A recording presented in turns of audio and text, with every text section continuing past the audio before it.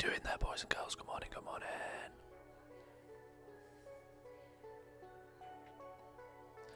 Goblinoids to the rescue! To-do list, Nazjatar mount. Oh yes, that goddamn Nazjatar mount. You are right. We should get it one day. One day. We will put it on the to-do list. We will, sure. Bots cast. Good morning to you. Interesting choice of name for here on on Twitch. A squirrel in the first 30 seconds. I mean, that has got to be a record, right? That has got to be a record. But welcome in, boys and girls. Good morning to you. Happy reset day. We have a little bit of auction housey stuff to do first thing, like we do most days. More to allow me to, you know, get the caffeine injection on the go. Once this is rocking and rolling, we can actually think constructively and do something.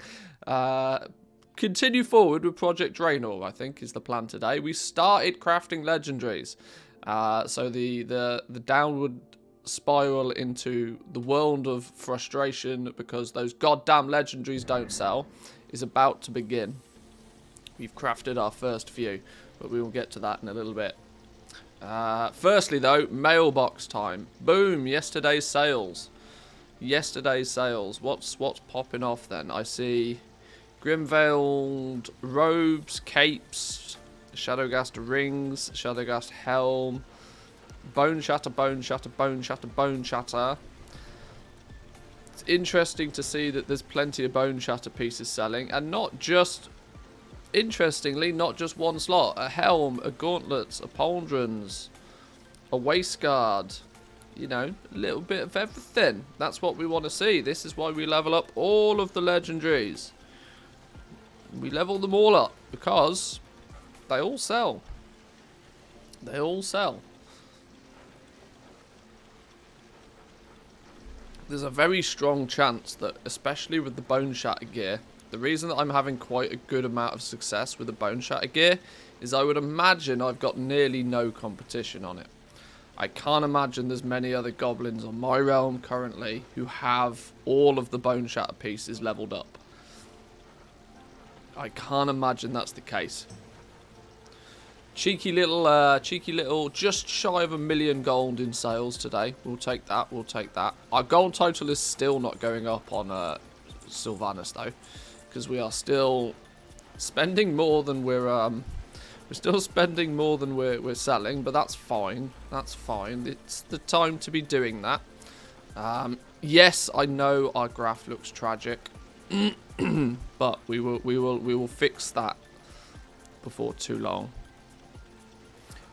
What's important to me is that our inventory increases in value. Getting some good prices on rank 1s and 2s, Bone Shatter as I level. Medium pop sales, so sales are slow. Yeah, sales will be a bit slower for sure, but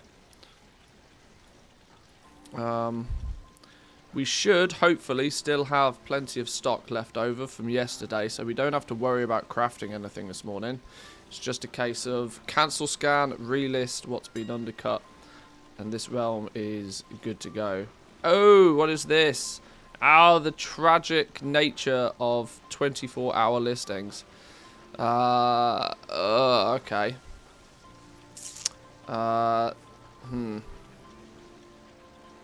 We're posting too many things again. Dealing with 750 auctions every day is too many. Tempted to get into leatherworking on my second realm as well.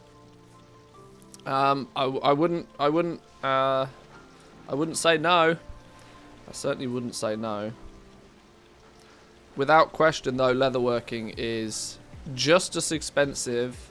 Leatherworking costs about the same. In fact, it costs more than jewel crafting and blacksmithing combined. Yeah, leatherworking is mad expensive, but I would hope you're probably in a good position to just power through.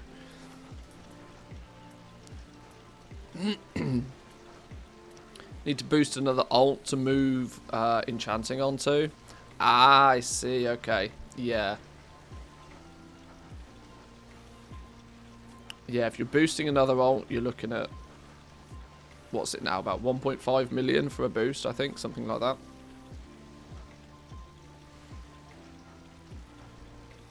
Just a casual 238 legendaries to cancel off. Okay, this is going to take a while. 1.6, I think. Yeah, something around those prices. Right, let's if we're going to be stuck in a cancel scan throttle, let's load up Taran Mill real quick because we can kill 2 birds with 1 stone.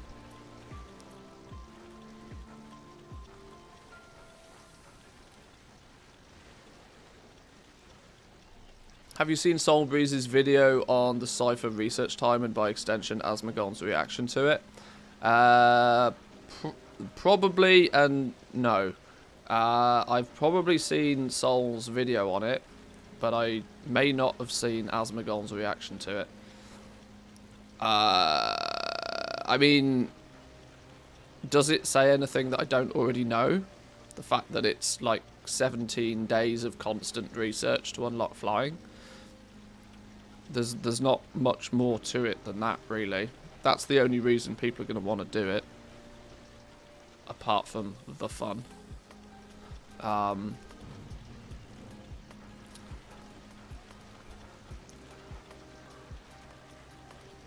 think I'm subbed to Soul, so I've probably seen a bunch of his videos of recent anyway.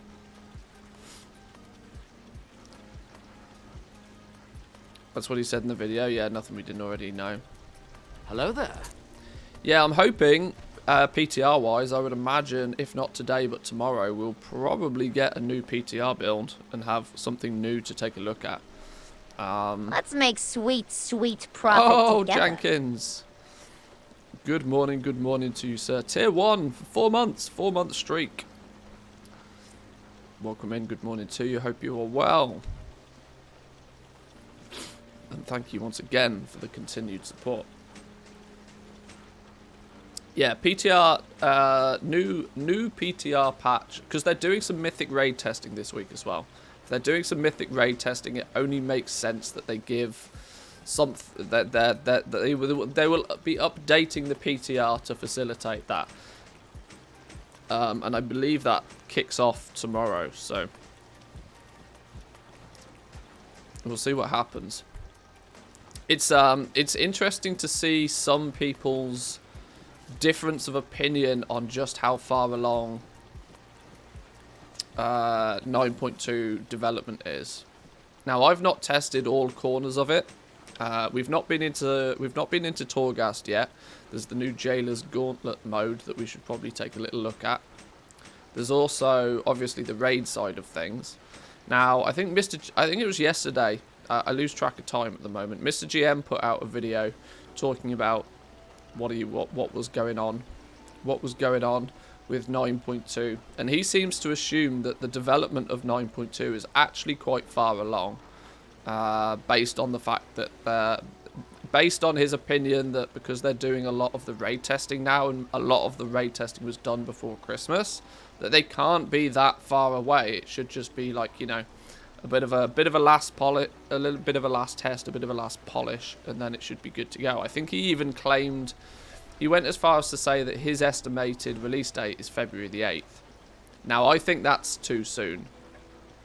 Because I don't think Zereth Mortis is anywhere near that ready yet. I think we still have at least 2, if not 3, sizable PTR updates with content before we'll get to that. Before we'll get to a point where it's, you know, it's a release candidate. And when it goes release candidate, because it's a major patch, this is 9.2, this isn't a mid patch.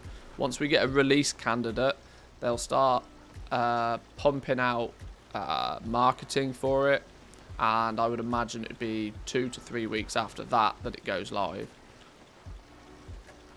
Being unfinished hasn't stopped a release before. No, you are right. You are right, it definitely hasn't.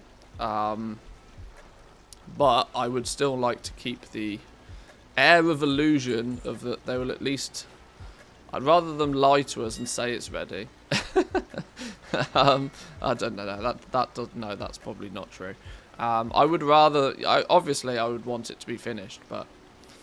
I worry that, you know, because it's a major content patch, there's more to it because a 9.1 patch, they can just piss it out whenever. It doesn't really matter. But a major content patch, there'll be a lot of marketing behind it. There'll probably be, internally, there'll probably be a date on the calendar that it's going to come out anyway already, and probably has been there for a while. Don't forget that we'll have the end of a Mythic Plus season, we'll have the end of a PvP season. All of that sort of stuff has got to happen. Then there's usually a delay of a week or two between them. We'll see how it pans out. I'm still thinking closer to the end of February. It wouldn't even surprise me if it turns up in March.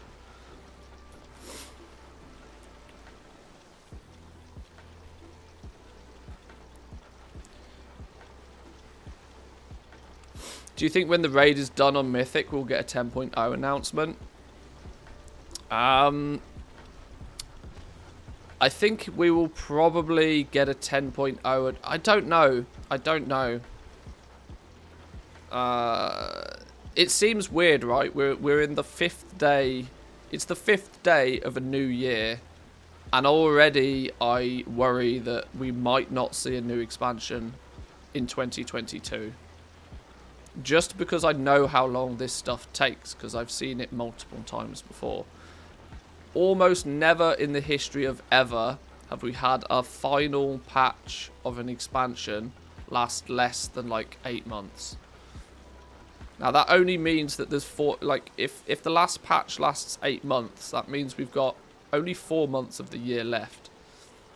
It's within that 8 months though that they do all the alpha, the beta, the pre-expansion hype. We'll often get a mini patch towards the end just to close everything off.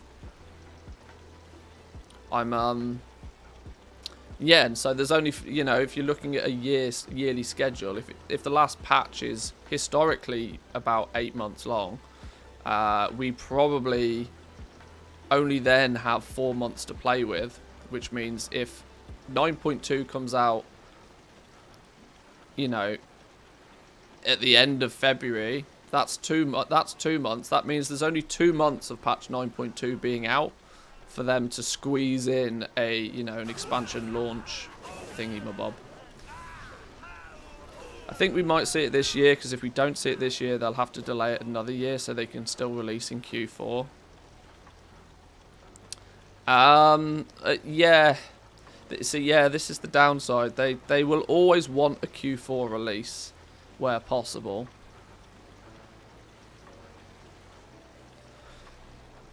And everybody wants that Q4 release, quite simply because it's the most valuable quarter of the year.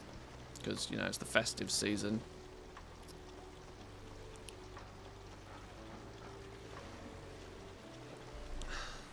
.3 came out in January, and then Shadowlands released in November.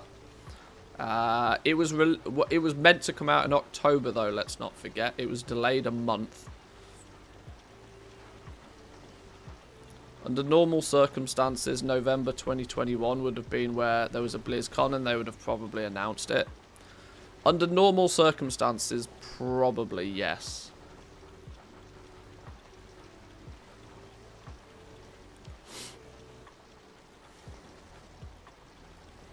I would hope to. Yeah, I mean, I'm borderline desperate for new content at this point. So, well, that's also true. Under normal circumstances, there would equally be an 8.3. Yeah, it's hard to, it's hard to break it apart. Like we were talking yesterday, until you actually know what's going on internally, I mean, it's all hearsay. You can genuinely do nothing more than just guess.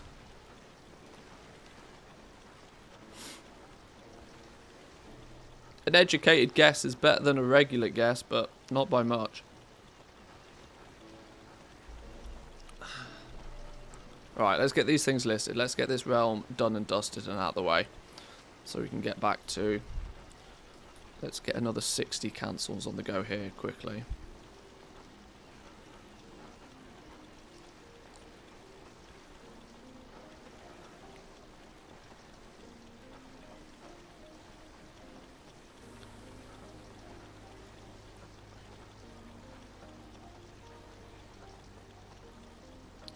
Any advice to sell 200, 230 gear better? Craft it for less. Craft it for less. There's one on my server that cancel scans 24/7. Should I reduce my profile below 10% to maybe sell some stuff of them? I will use a line that I use very frequently. If a market is saturated, there's nothing you can do about it. If there's too many people trying to sell an item and there's not enough people buying that item, there's nearly nothing you can do about it. You could put in every effort under the sun and still only get a very, very small uptick in results. Because if a market is saturated, it's saturated. Yeah. You can try and min-max things a little bit, but your first option is to obviously check that you're competitive in that market in the first place. Are you crafting things at a competitive price?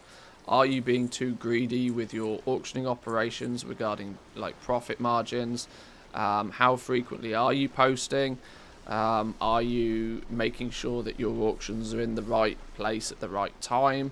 There's a few basic things you can do, but I wouldn't go too far out of your way. If there's quite literally more people selling something than there are people that want it, you got to move on. You got to find something else. There's hundreds of different little markets in this game, little avenues, little corners to where you can make gold. If one is saturated, short of a miracle, there's often not a lot you can do about it.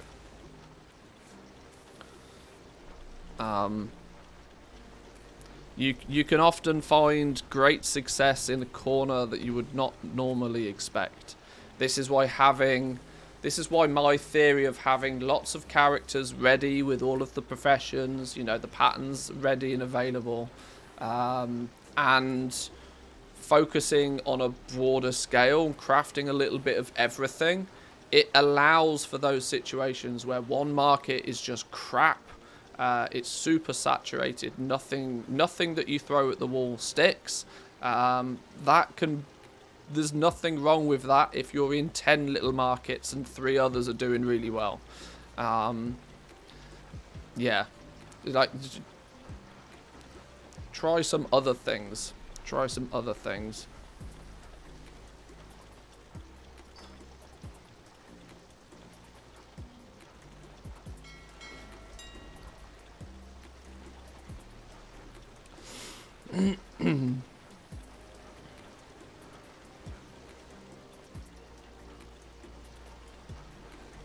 Right, I think then this realm is probably good to go. Is there any cheap Korthite crystals? Oh, no. That's somebody being a cheeky monkey. Okay, sure.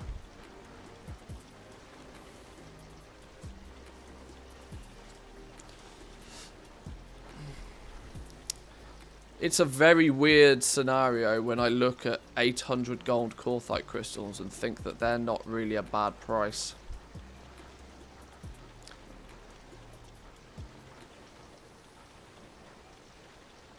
We'll wait till later. I'm in no rush with this realm. This realm's just on hold basically at the moment.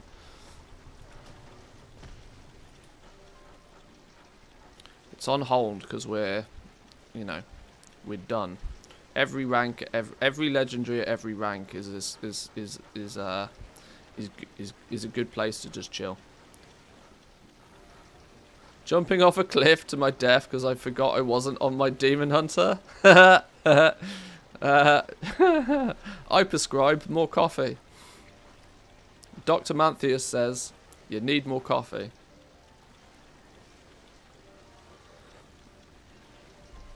We've all been there. We've all been there.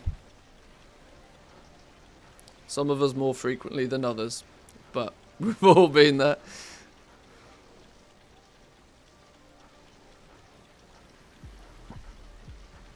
Who names a character Korthia Boss?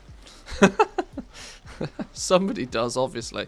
Somebody that's getting into my Bone Shatter market, nonetheless. How dare they? Right. Let's open the fun one. Let's open Project Draenor. Or Project Draenor's auction house, at least. See if we sold any of those rank 1s. I say sold. I should probably use the word give them away. Did we manage to give away those rank 1s?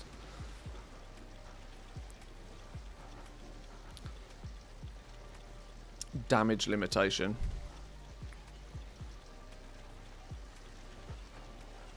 I'd wait for the Shaping Fate crystals to start being listed. Still early morning on reset day. Yeah, exactly. Yeah, this is why I'm in no rush, none whatsoever. 60,000 gold worth of stuff. 60,000 gold worth of stuff, and not a single legendary in sight. Is that true? Yep. 60,000 gold and not a legendary sale in sight. Shadowgast rings next. Those have expired. Oh, it's because I've got them on 12 hours. That's why. Rings next. They've expired. Yep. Not a single Lego sold. Not a problem. We will continue to relist them and give them away until they're gone.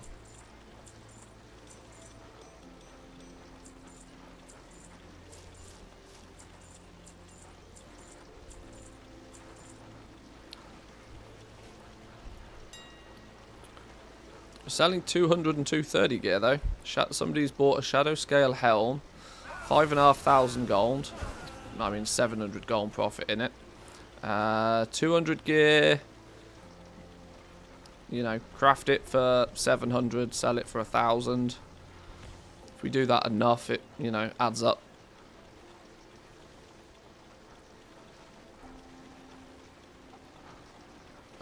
Let's then do a cancel on 230s. Does TSM automatically consider prices for Crafter's Mark 3-4 gear when a character has dual professions, or is it the same as the Vestige? You have to create the sources yourself. There's no one exact rule to that. If you post your Crafter's Mark gear on the same character that crafts them, TSM knows the right information and can post it using the correct Vestige price. The problem comes is when you start transferring those items to another character, or even worse still, another account to then sell them, then TSM will automatically default to the profession's own Crafter's Mark costs, unless you tell it otherwise. So yes, in a way it's very similar to the legendaries in that regard.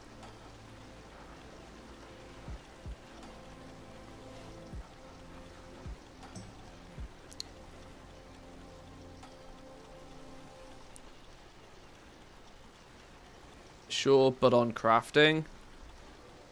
What do you mean? I want to create a 230 ring, but the 230 blacksmithing Crafter's Mark is cheaper. Yeah, during the crafting process, it will automatically use... when you go through the gathering process, it will tell you to... if you're making rings, for example, but your blacksmithing Crafter's Mark is cheaper, it will tell you to go out and gather the materials to make the blacksmithing Crafter's Mark, and you make the blacksmith Crafter's Mark first, and then you can make the dual crafting ring.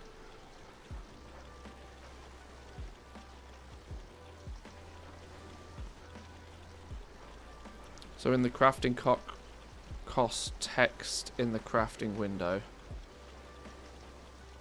Yeah, I'm not sure exactly. I think we've got our wires crossed somewhere, but to sum it up, generally, if you're only using one account, Trade School Master's pretty smart. It only loses some of its smartness when you start using separate selling accounts. But even then, I mean, it's like I said again, if the margins are that tight on a certain realm, on a certain market, sorry, you probably shouldn't be focusing too much more time and effort into that. You should probably be doing something else. Like I said, loads of markets to be in. Set your TSM to do what you want it to do, and be off to the races. The more you min-max in certain markets, you just complicate things a lot of the time. I know that goes against a lot of what my content is telling people how to do that min-maxing stuff.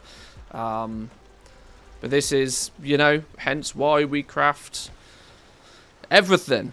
So on some things you win and some things you don't.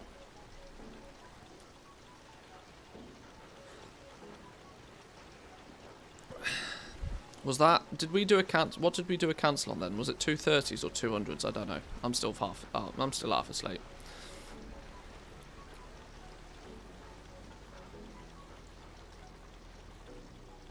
Valerian, welcome in.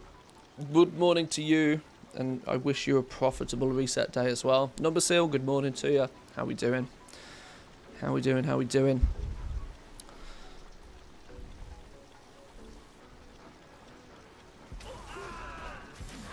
Please don't kill the auctioneer. Please don't kill the auctioneer. Please don't kill the auctioneer. Please don't kill the auctioneer. I think we're good.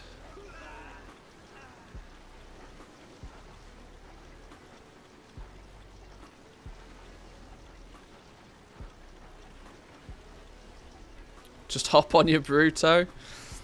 Yeah. Oh, maybe we should check the black market auction house. Maybe we should check the black market auction house in a little bit as well. See if there's see if we won anything. I don't think I've checked it since I last put some bids in on some stuff.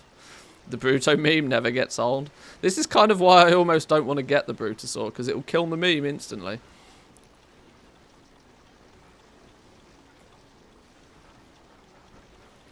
I find it baffling that something like a 36 slot herb bag sells for 10k. Who in their right mind buys them? I think with a lot of those bags, people buy them accidentally. I'm going to be brutally honest. I don't think it's somebody that's I don't think somebody deliberately goes out. I mean, some people do, because, you know, if you've got 50 million gold, then who cares if you spend 10k on a bag? If you're farming, it seems kind of worth. I mean, if you can farm for long enough to fill your inventory so much that you desperately need 4 extra slots, you're doing a lot of farming for starters. But I don't know. I genuinely think somebody just sees, ooh, 36 slots, yoink, and then realizes that they can only put herbs in it. And by that point, it's soulbound, so too late. You know? I think a lot of it is probably down to mistakes. I used to buy all kinds of the 36 slot bags, but now they've lost their value since regular bags are 32 slots. Well, yeah. The 36 slot material bags were added... When were they added? What? It was a long ass time ago now. Back in the days before regular bags, like we had like 28 slot bags, I think was kind of like one of the biggest when they were first released. The 36 slot bags were wham when they first came out. Why do we not have, you know, this is why I think that Shadowlands Professions is so lazy. Why do we not have 50 slot, 100 slot profession bags? You can only put Corthite crystals in them, but you know, there's 7,000 slots. It's really easy, you know. Takes 30 seconds to come up with an idea. Takes a developer an hour to copy paste a bag and just change some variables to it. Boom, done. The bags are from Kata? No. 36 slot crafting bags are from Cataclysm. Are they that old? Oh my days. Okay.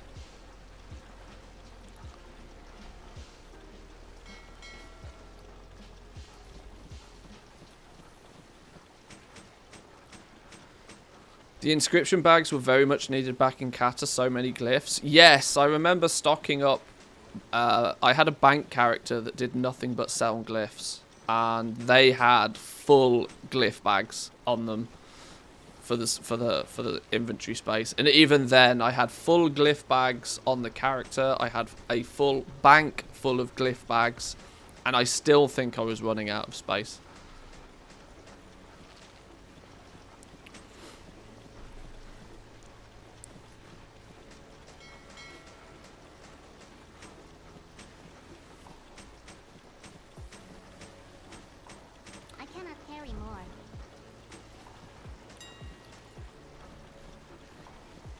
Yeah, I'd be, if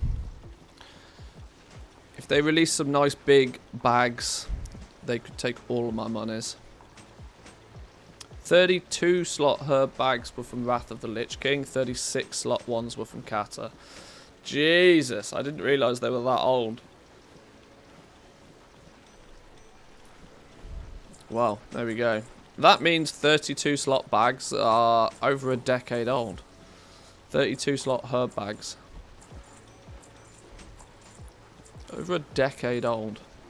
God damn. I've played this game for far too long. My inventory is full.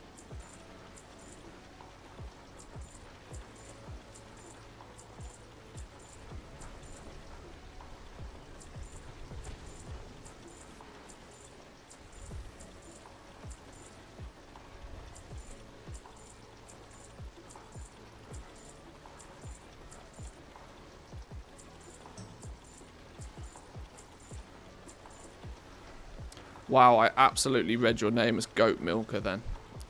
Your name is not Goat Milker, but what did you have to say? Made a couple of million gold from doing carries. I think I'm going to try and get into crafting as a main source of income. Is there a particular place you recommend starting, or am I better off just immediately trying to get as many professions up as running as possible? You're kind of on the right lines. The more options you have, the easier it'll be for you to find something that works well for you. If you've got a little bit of gold in your back pocket already, you've kind of skipped the farming stage, which is good. Shadowlands professions you can get leveled up to max, or you can be 95% effective with a Shadowlands profession on a level 48 character nowadays. So if you've got a couple of alts, just give them some Shadowlands professions, get them leveled up.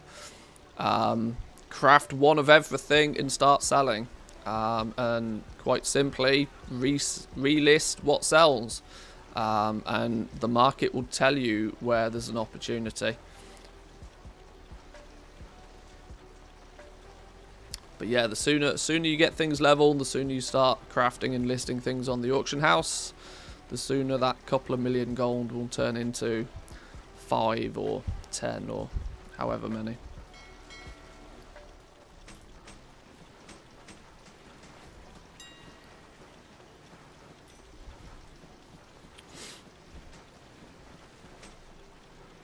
And get your hands off those goats.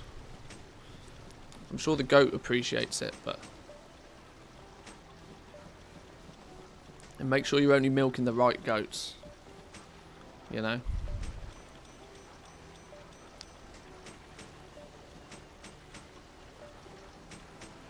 It's only got one udder, put it down.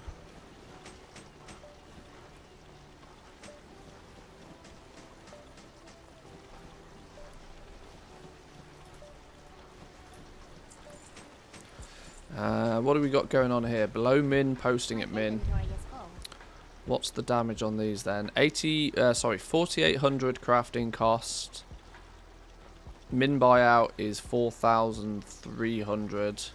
See, this is a good example of a discrepancy on the crafter's mark of the chained isle crafting costs, because it's defaulting to tailoring. My assumption is that the tailoring one is so outrageously expensive. If we check, no, we want to check here.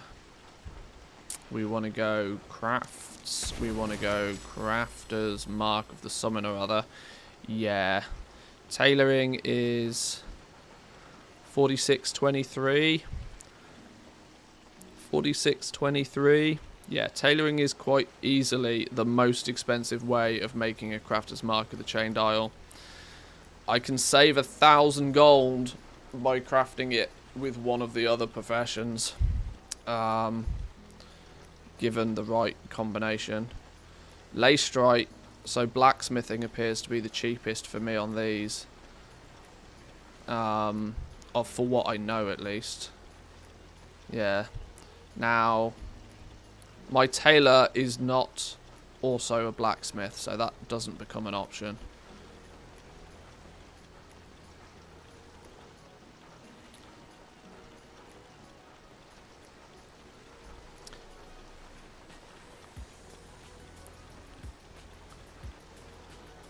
It's bot. Yeah, I know they're bind on pickup, but obviously you can have 2 primary professions on a single character.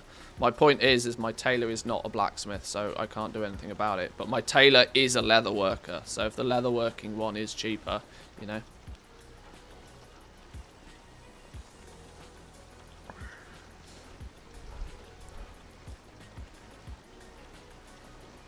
On my realm, blacksmithing's also cheaper. Leather working a little bit more. Step up to jewel crafting and then all the way to tailoring, yeah.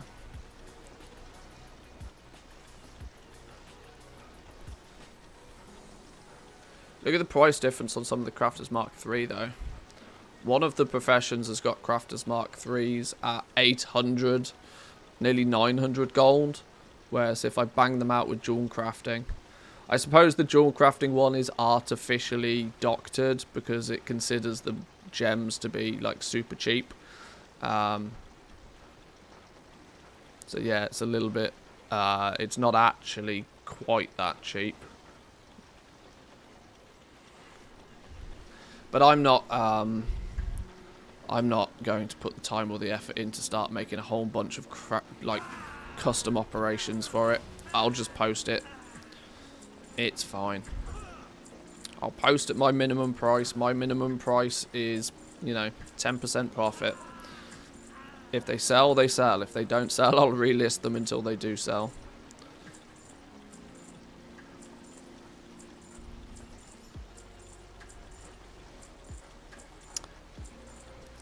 Kevin! How are we doing? Good morning to you. Welcome in. Is your name actually Kevin? Or is that a reference to Home Alone? Or both. Could quite possibly be both. No, real name. Okay, fair play.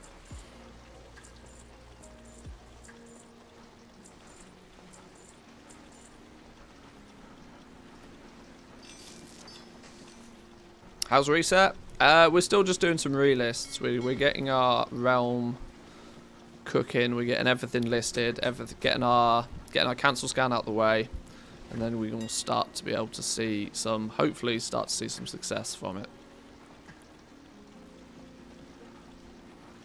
We sold a grand total of 0 legendaries on Draenor, so we're I never expected to sell these anyway, and even when I am selling them, I'm technically giving the damn things away, so. But that's fine. Let's take a look at our graph. We are back up now to near record highs of actual liquid gold. Which means only one thing. Time to waste it all on more legendaries that are, you know, overpriced.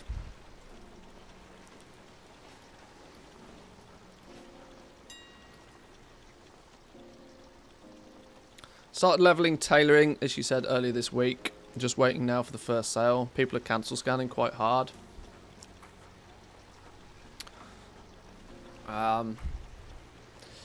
Yeah, I don't know what the... I need to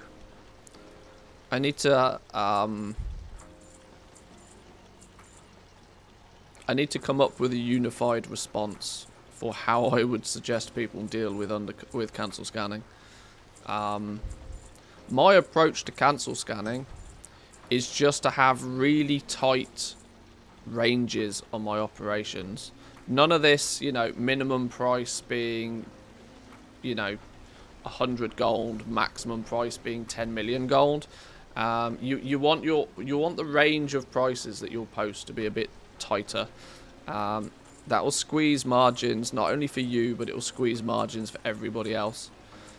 And I would imagine these people that are willing to spend all day cancel scanning, they're only doing it because there's huge amounts of profit in every item that they then ultimately sell.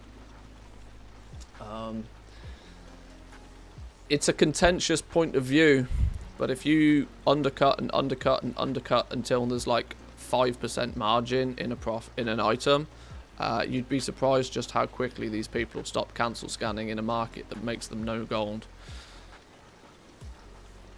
Because the reason they're willing to do it is because they make a lot of gold from doing it. And so hence this is the approach that I'm taking currently. This is not peak season for gold making. So actually, cancel scanning at this time of the patch, this time of the expansion, is really not all that sensible in the first place. At that point, you have to you consider auction house play in the same mantra as farming. If you spend an hour doing it, you get X amount for doing it. Cancel scanning very easily, if you do it too much, falls into the same category as farming.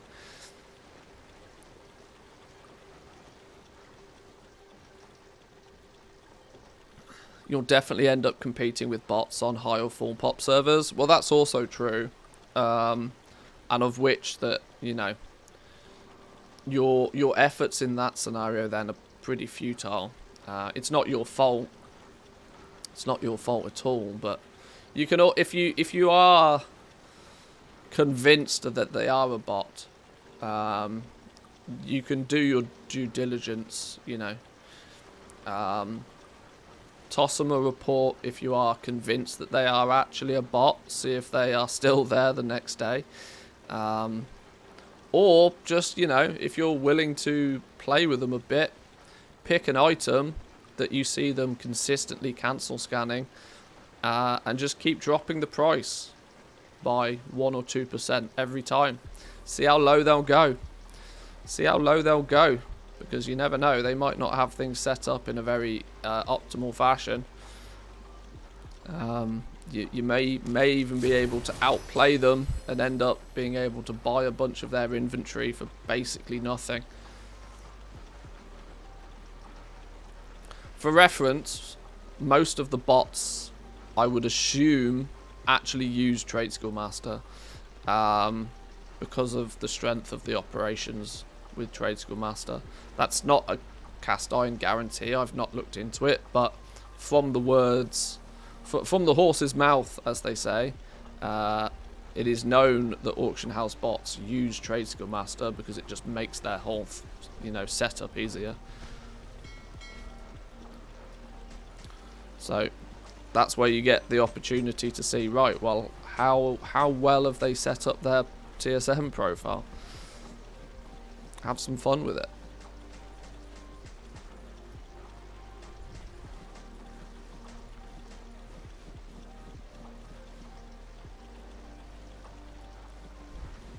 Medium pop server, previously high.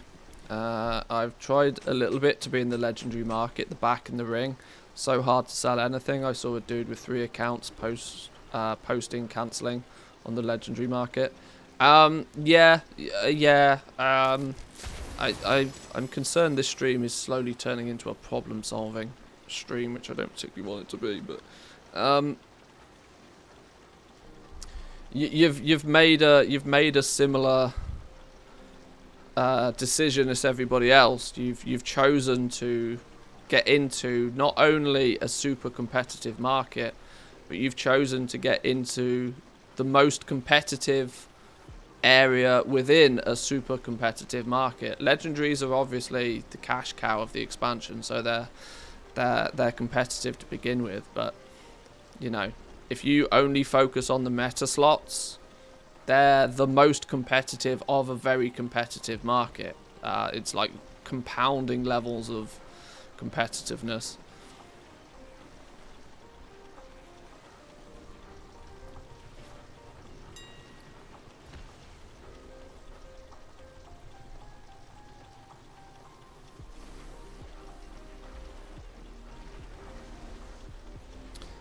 Low pop realm with a few goblins. I've sold 2 or 3 rank 6 legendaries only, but those sales give me more gold to learn more patterns, which then gives me more chances.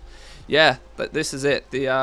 It's weird, right? We've looked at a few different examples, not just my own personal example, but regarding the legendary system, you only start making gold when you are done leveling.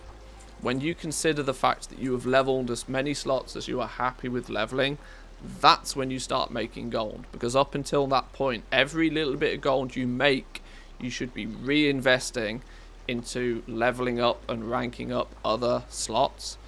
Only when you get to the position where you have this opportunity, you know, where you have everything unlocked, this is when you start making gold.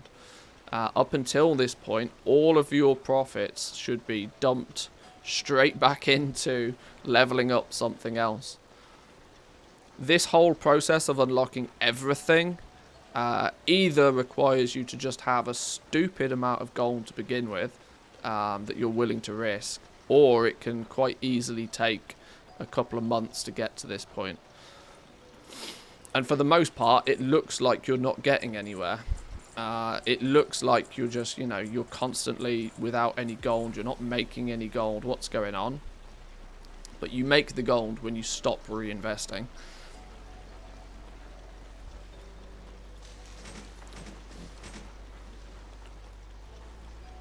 My TSM graph, for example, if we go back a year, in fact, we need to go back further than that now, don't we? Oh my days.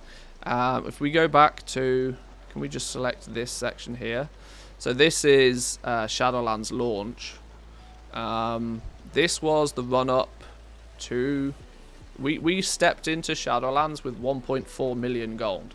That's all the gold I owned going into Shadowlands. 1.4 million gold. I then had to spend... for reference, day one we went balls deep into the legendary market on day one, and that 1.4 million gold turned into nothing, literally nothing, very quickly. It took me all the way until, when is this, December the 15th, before we, you know, balanced out. Late in December we made a little bit of gold because we were 10% of everything that we were selling we were putting in the bank, per se. So our gold was steadily growing, but only tiny amounts. We had to sell like 20 plus million gold worth of stuff before we even got this little step up. We started chipping away, and every time we sold some stuff we reinvested it. We sold a bunch more stuff and we reinvested it. And it wasn't until about here where we'd made a bit of gold. We almost had our first gold cap. But this was kind of the point where we'd got to having... We had everything, right? We had literally everything. Halfway through January, I think I finished leveling up stuff. And that's when we started to... That's when it really took off. It really took off. But that first bit where you're fighting to get through the early ranks will look like you're not going anywhere. But trust me, you know, that experience gained in your professions is the value there.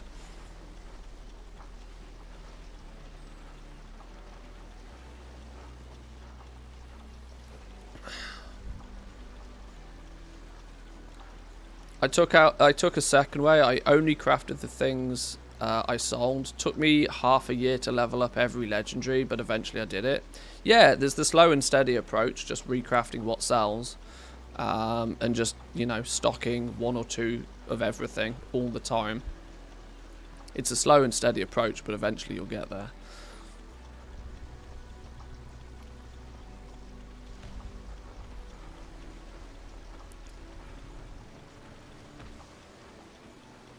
And this is why it's important to keep up with the other markets and the other professions, because the profit that you make from your other adventures gives you more opportunities to pump it into the legendary market. And like I said, eventually, once you've, you know, ticked every box, you've leveled every rank of legendaries, then you're just, you know, to the moon with your profits, because then everything that you sell is profitable. And it weirdly, there comes a point with gold making when you've got to this point where you have the ability to craft and sell everything. When you get to this point, actually what you're trying to do is spend as much of your gold as you physically can, because at this point you get to a point where no longer is the capital the limiting factor for you. It often becomes the amount of inventory that you have. So you actually want to spend as much of your gold, because you get to the point of realizing, right, well, for every 1,000,000 gold I spend, quite quickly that 1,000,000 gold is going to be 1.2 million. And so you just want to, you want to throw it. You then have this money printing machine, and the way to make more gold quicker is to actually spend more gold. It's really interesting. If you watch, watching Hickons is a really good example of this. He does not care what he has to spend, because he knows every 1,000,000 gold that he spends on something, he's in a position to turn that 1,000,000 into 1.5, or in some cases into 2 million. He can almost double his money on everything that he spends. So when he goes to the auction house because he needs something, he buys it, because he knows he's in a position to turn a huge profit on every single piece of gold he spends. Are there any professions that are quote unquote dead for gold making currently? Inscription ? You can make gold with every profession. It's just relative to how much it makes compared to something else. Inscription is definitely lower down the ranks for sure. Yes, ironically, you tend to be focusing more on past expansion stuff than you are current expansion stuff with Inscription. Inscription is very top loaded at the beginning of an expansion because of the Darkmoon cards. Much past that, you're looking at, glyphs from back in the days and maybe a few missives here and there, that sort of thing.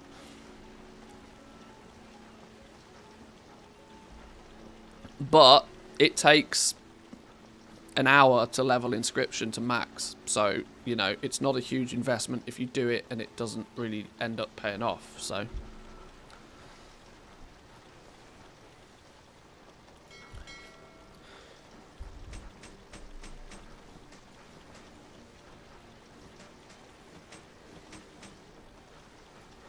does this mean we're having things expire?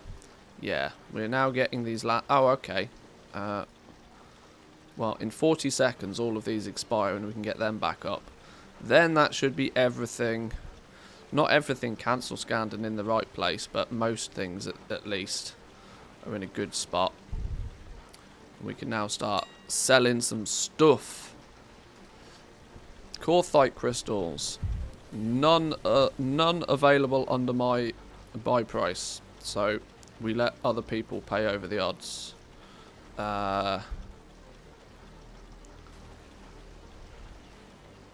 Any more. Heavy callous hide. How much of this stuff have we got? 2,500 heavy callous hide currently. What's our buy price? We want to be buying it for less than 408. Well, we can't, so we don't. The lithium, I would like to be buying it for under 91 gold a piece. It is currently 80 odd gold a piece. We do have over 10,000 lithium though. When did I buy quite so much lithium? That's a lot of lithium. What the hell did I get? This is mine, I guess, then. Okay.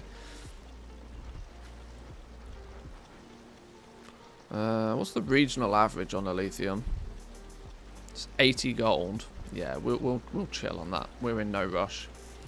Enchanted lightless silks. What a lightless silk is at 30. So double that is 60. Am I paying a 20 gold premium for somebody to craft these for me? Oh, not in those quantities. Maybe not. Around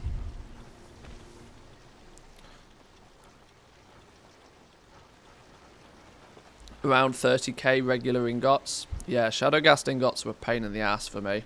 I tend to buy them though. They're 50 gold to make on my realm. I'm kind of happy to pay a 20 gold premium just so I don't have to make the damn things.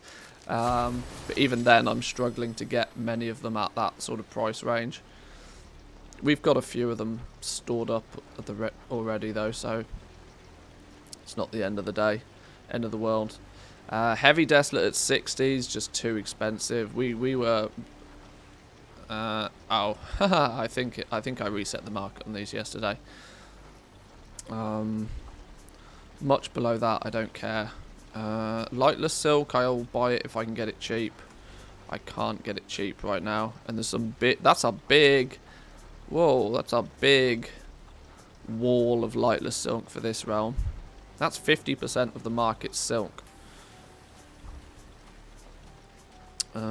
Soul Dust is stupid expensive because it always is. Leystrite at 650.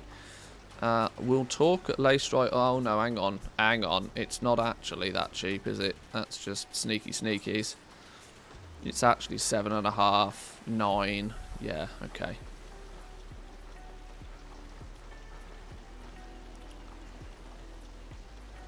Is it possible to scan the auction house on materials where they're under the smart average price? Or should we check manually? You can set up shopping operations to do things like that within TradeSkill Master. I tend to find shopping for materials way easier to do with the default UI. Because there's no... You don't have to scan each and every item. The default UI, just boom, there you go. There's your list. I don't use TSM for buying things. I use TSM for selling everything, but I don't use TSM for buying things. Shopping operations, unfortunately, I'm sure it has its place in some markets, but especially materials, TSM's just 10 times slower for no real significant benefit. I can hover over an item and get all of the information I need from the tooltip.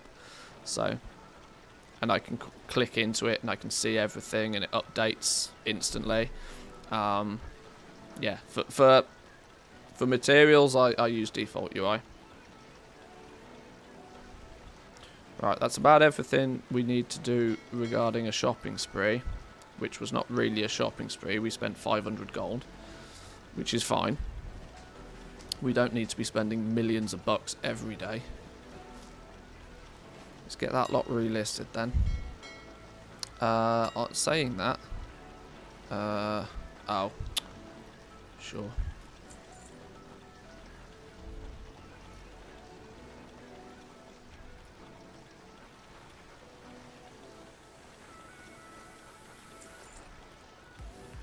Should remember to hoover up people's scams. Whoa! 110k for an Umberhide vest. Damn. God, I feel dirty. Only cost 60k to make. Oh, I feel bad for charging that much. That's not my intention at all. I'm probably the only one listing them, that's why. Alright, fine.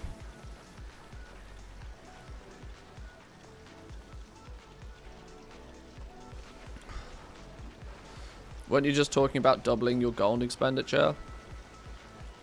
Yeah.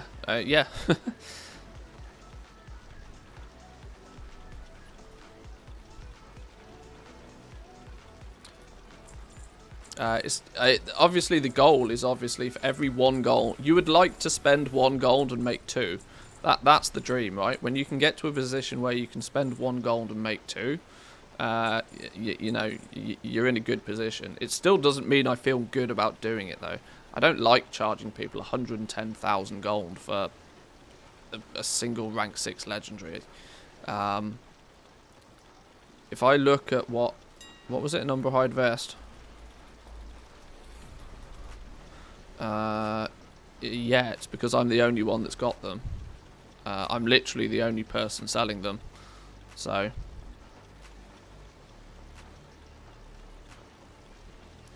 that is why my operations are set up so that my minimum is like literally a fraction above what it costs me to make, but my maximum is usually double the cost, roughly. It doesn't actually work it out based on just it doesn't let me show you real quick. It will make more sense if I show you. My operations nowadays, what I use on this realm at least, and I'm considering making a custom profile of all of this and making it public as well, is that I value items first, and then I attach a profit on top of everything based on its original value. This is slightly different than just using something predefined in TSM. You know, most people would look at crafting as the first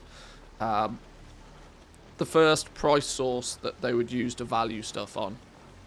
And it's not uncommon to see, you know, 100% of crafting, or, you know, 110% of crafting to be somebody's minimum, and then 200% of crafting being their normal price, for example. I do it in a slightly different way. I value an item, and the way I value an item is different.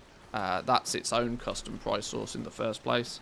And then once I've generated a value for every item, I then attach a profit to it based upon that original value. So it means that something where I have to invest a very little amount, we're talking like if an item has a value of less than 1,000 gold, my profit on selling that needs to be like 3,000-4,000 gold. I need to not just double my money, I need to like 4 or 5x my money before I consider it worthwhile doing.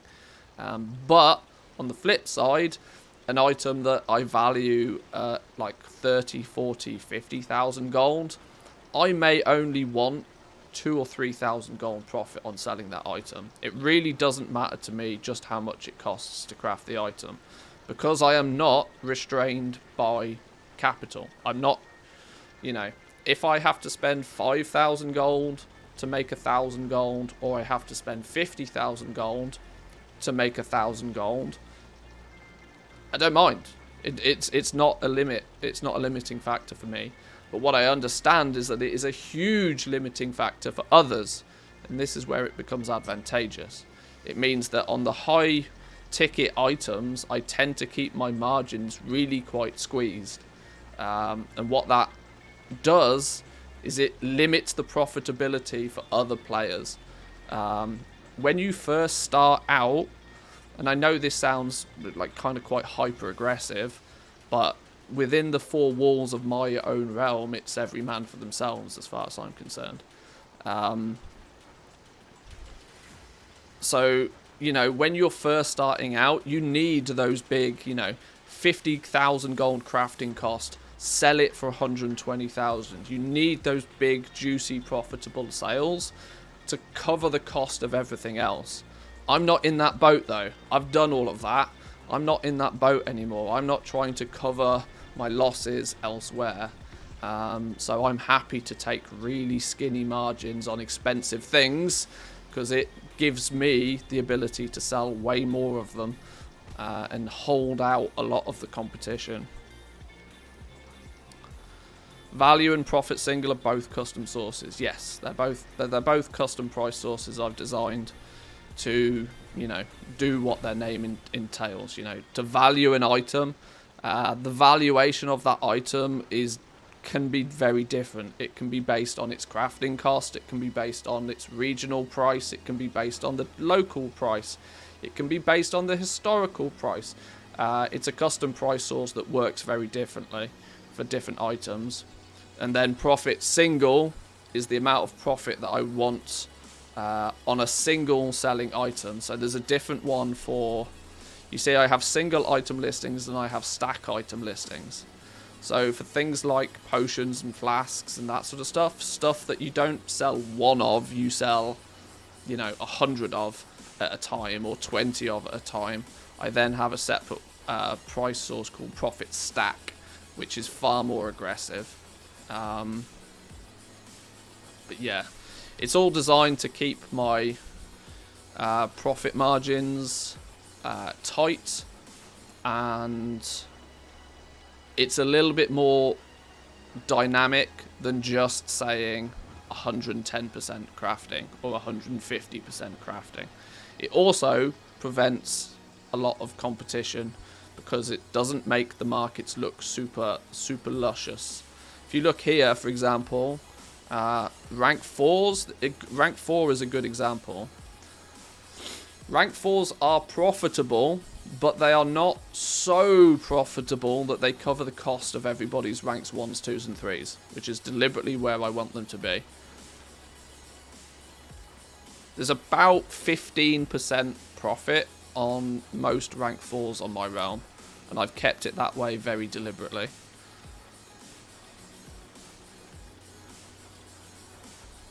To the dismay of some people on my realm, I should add. But this approach also means I don't have to cancel scam, which is the most wonderful thing about this system. That when you keep your profits deliberately tight, you don't have to worry so much about cancel scanning, because there's not so many people out there that are even willing to compete in that market to begin with. You know, Umberhide Vest at rank 6, Umberhide Vest, I'm the only one selling them. Probably because for the longest of time I've squeezed this to be. I've probably been listing these for like 65,000 gold for a good while,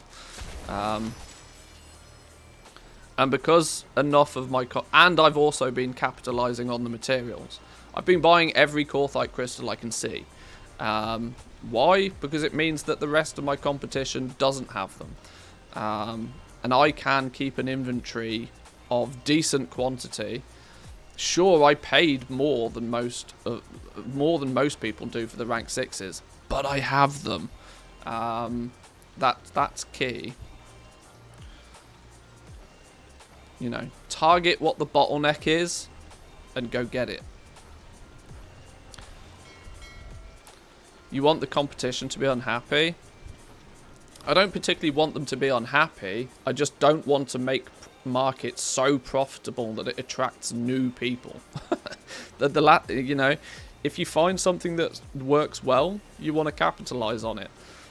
A profitable business is a business at risk, because there's always somebody that will do something for less. It's the same approach here.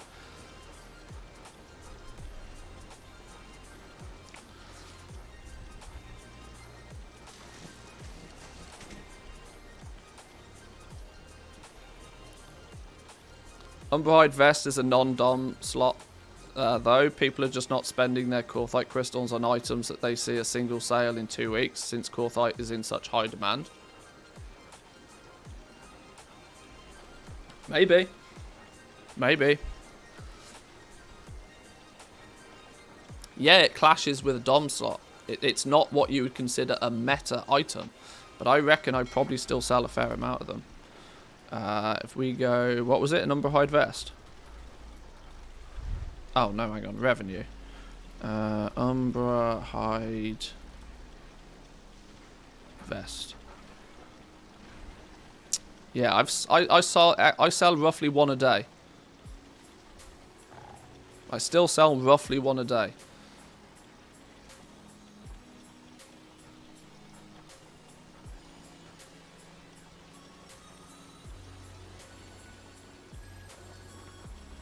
Compare that to, you know, what is it? Umberhide, is it legs? No. Yeah. Umberhide legs are not a dom socket, and one that a lot of people focus on. And look how many sales, because this is a meta piece, right? This is a meta piece that's way more competitive because it's a meta slot. It's a lot less. There's a lot more competition for me to sell these, and so hence I don't sell as many. But I don't care about not selling as many of these, because I'm more than happy to sell an Umberhide Vest every single day for a considerably higher price, because I've got way less competition in the market.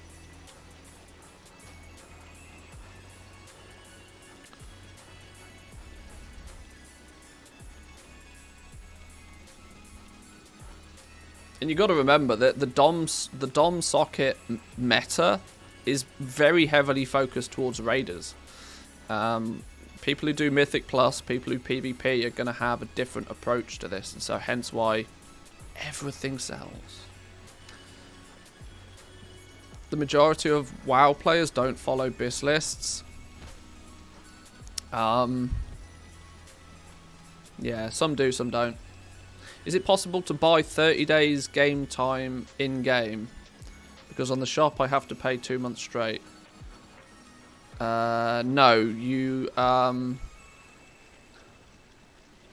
the only way I think you can buy a single month of game time now is by buying a token. When it expires, you buy 30 days straight from the loading screen, and it's the same price as just buying a token, yeah. Yeah, 60-day game codes are 60 days, I think. Or you can subscribe a month at a time with your credit card.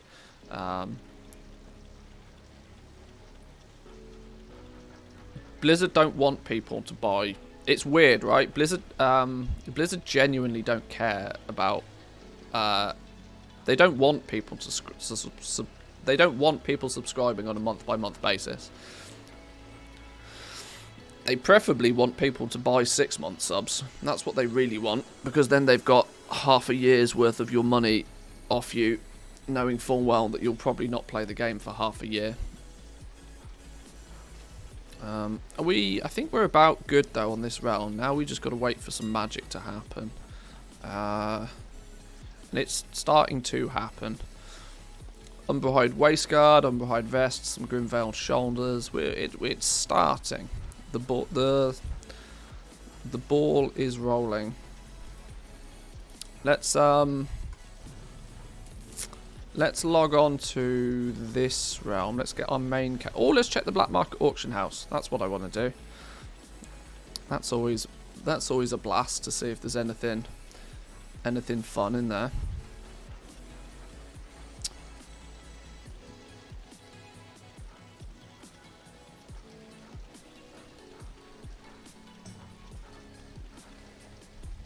See if we can go waste some money somewhere.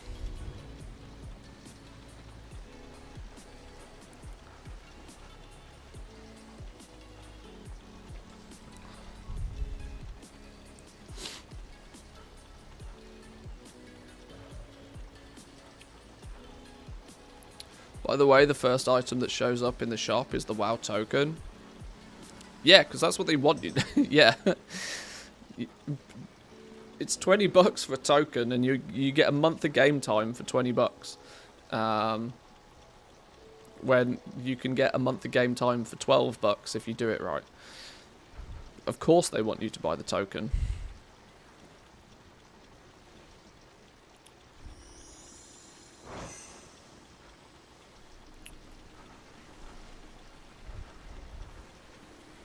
We have something in the mailbox.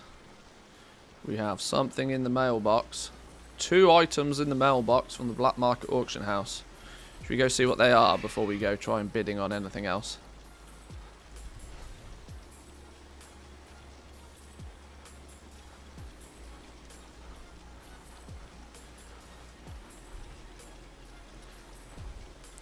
I think the last time we checked the black market auction house was on stream as well.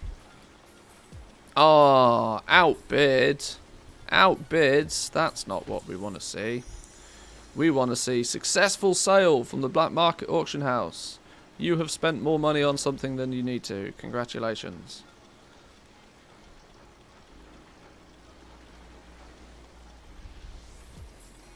Right. Be something good. Be something good. Long boy. Long boy incoming. Long boy incoming. Ah, damn, that's boring. Damn, that's boring. Not even a box. Can't even waste my money on a box. Oh well, okay. Well, this realm is dead to us. Get out of here. Little Uve, good morning to you. Welcome in. Good to see you.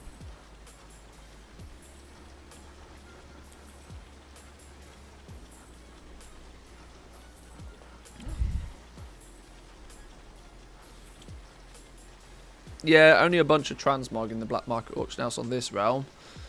Let's check the next one. Can buy a rat. Yeah, because everybody wants a rat, right? Right, Taran Mill. Caffeine Club, go. Problem with Taran Mill is, even if there is a container, much less than 800k and you ain't getting it.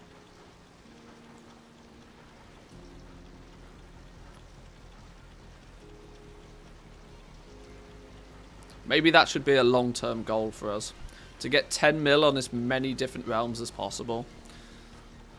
So that gives us as many different opportunities for the black market auction house every day.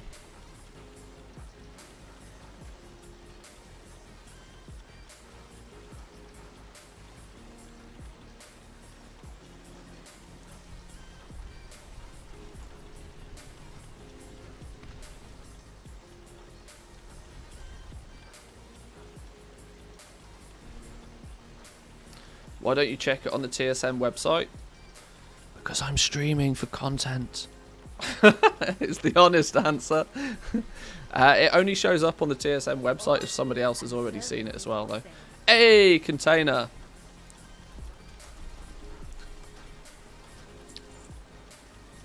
Container.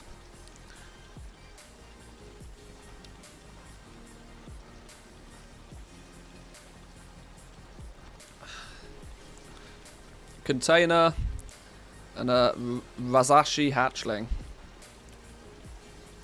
I mean, on the off chance that we win it for 1,000 gold, it'd be, you know. Right, okay.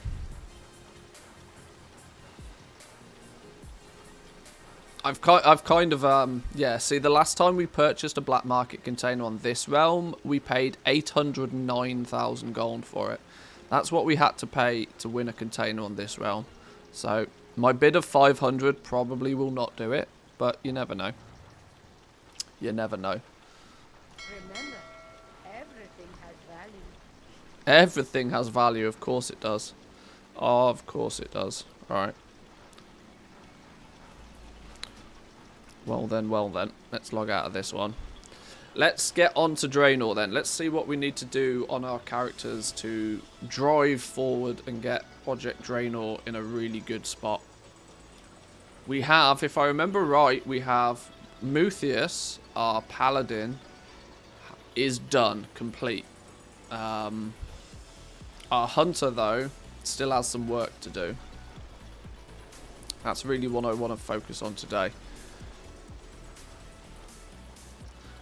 So this dude is Dunzo. He's renown 80. He's got the campaign fully complete.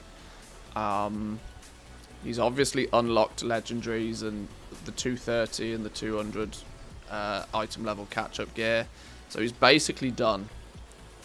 There's a couple of, you know, mini things I think I still need to do on this dude, such as there's a couple of patterns I still need to pick up. There's a couple of blacksmithing patterns, I think, which would be advantageous to have, that requires me to get some rep. That will be a, you know, a nice to have kind of situation. Let's see what we need to do on this dude. He probably needs a little bit of renown still. He probably still needs some campaign progress. So let's get going. Seducer, welcome in. How are we doing? Good morning to you. Welcome, welcome.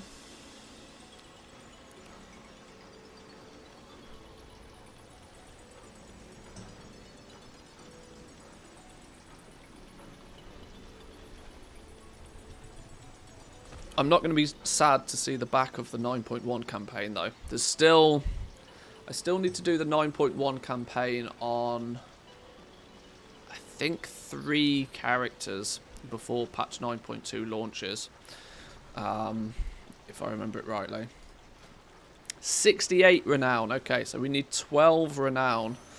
That's 2 weeks of just easy stuff. 2 weeks of easy stuff. So, you know, a Shaping Fate here and there, a Replenish the Reservoir here and there. Maybe we'll go to the moor and pick up some souls. A few callings here and there. What are these ones? Maldraxxus. Oh, double Maldraxxus. Double Maldraxxus and rare resources. Oh. Triple whammy. Oh, well, there we go. There's a good opportunity then. If we can triple stack our callings in Maldraxxus, that's a win. That's a big win. Call to Moldraxxus. Defend it by doing daily quests, world quests, whatever. Stuff. Where's the other two? I can see one. At the weekends, there was a triple Revendreth, was there? I missed that one. Oh, I never even finished my Replenish the Reservoir last week. Oh, what a scrub. Okay.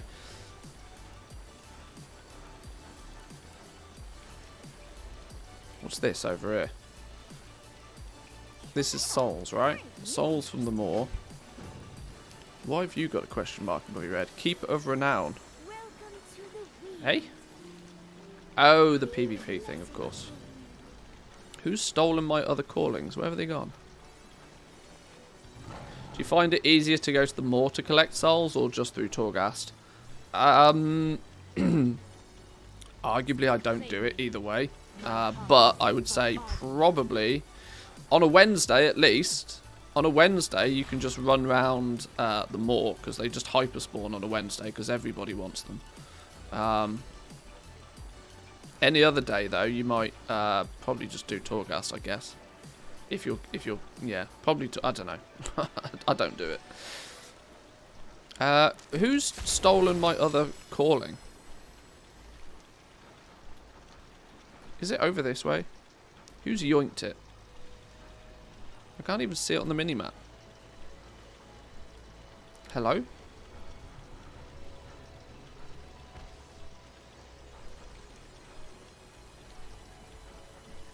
Who's yoinked my last calling?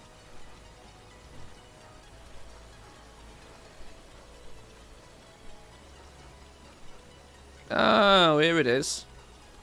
Lord Hearn himself. Complete 3 world dress. Okay. Yeah, coins of brokerage. Oh, cool. We can triple whammy some, nice. Let's head over to Moldraxxus then. Get these 3 banged out. Where do we strike?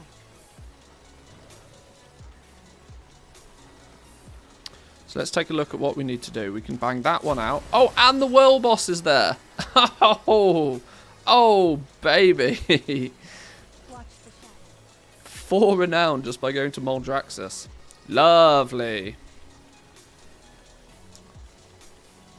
Feel like poop today.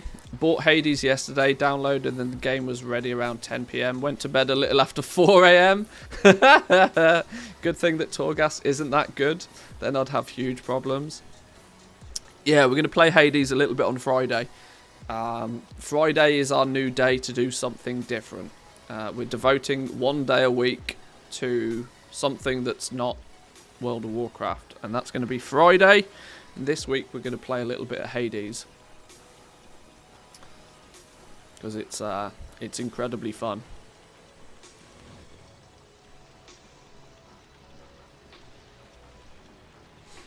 For the coins, you can just do the Beast of Bastion and it's done in 5 minutes.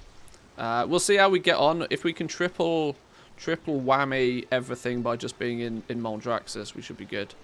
Especially considering the world boss is in Moldraxxus as well, so... Can I add freeways to your list? What's free? Is this another game we should be playing? I will probably I don't know, maybe there's 52 Fridays in a year, so there's the opportunity to play lots of different games. I might throw a channel out on Discord or something for Friday fun suggestions.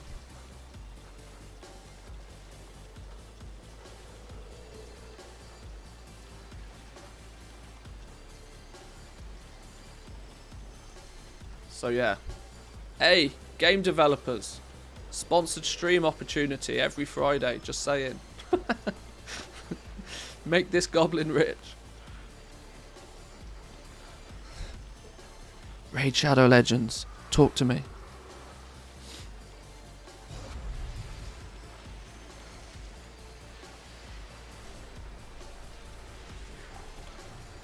I'll sell out on a Friday for 10 bags. Job done.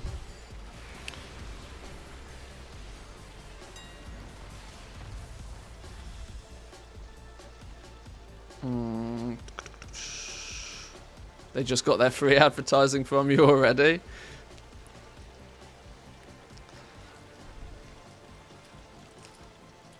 Damn, foiled me.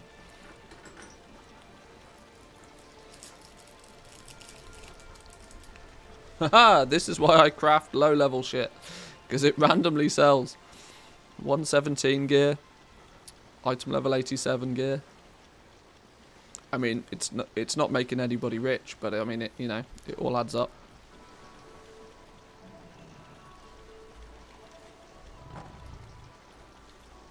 Right, let's go kill the world boss first then.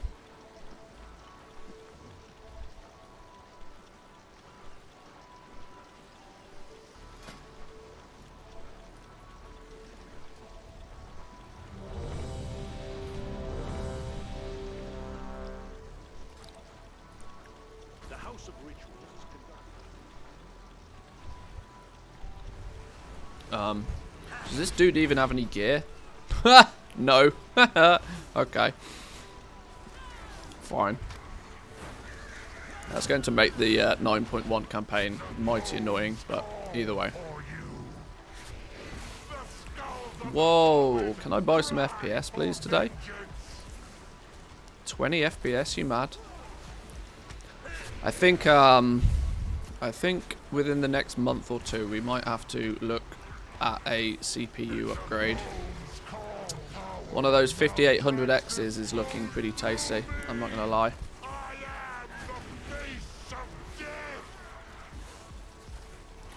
Because now we've got a nice upgraded graphics card, we are absolutely being bottlenecked, presumably by CPU.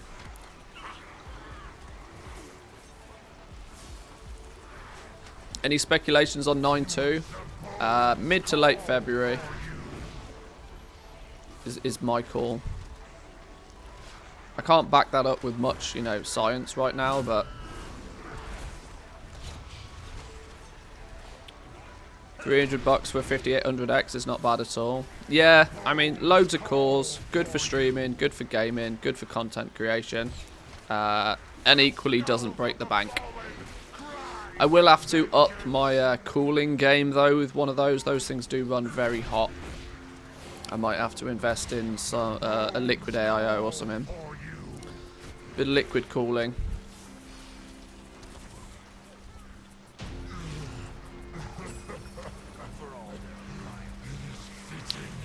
Renown 69. Giggity.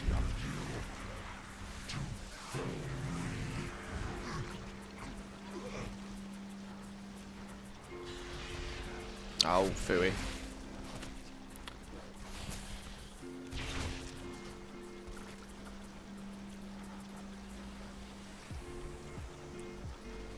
Right, let's, hello? What are we in combat with? You, maybe? There we go. Right, we need treasures.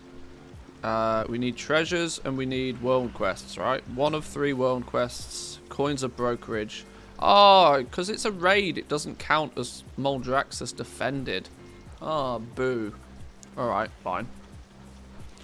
Well, there's a... Requires a key. What's this thing? Bone-bound chest. You have to do a thing to get that, if I remember right.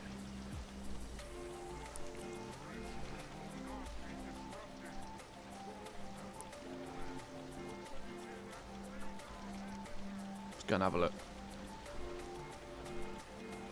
I should know Moldraxxus pretty well, considering my main character's been Necrolord for the entire expansion, but... where's the chest then? Hello?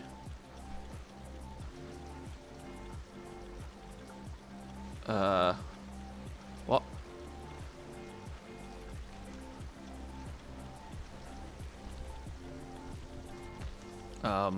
Hello? Who stole me chest? Is it some cave or something we go in?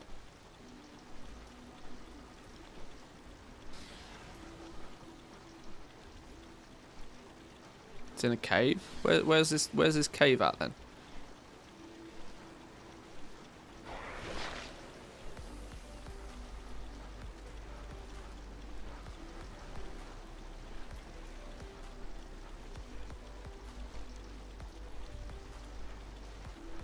I see no cave.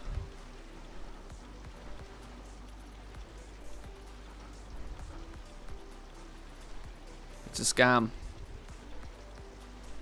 It's all a lie. It's all a big lie. Alright, we'll move on to the next one. Ornate Bone Shield. WoW tokens under 300k. I really need to just cash out and max out my Blizzard balance.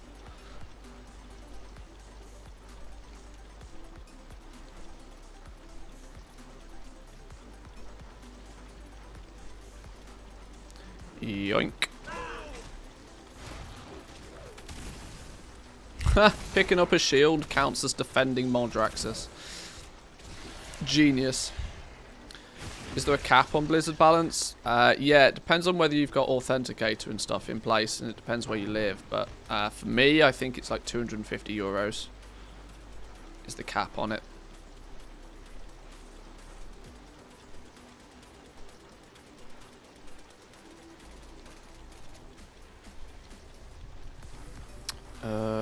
Maybe we just do that world quest.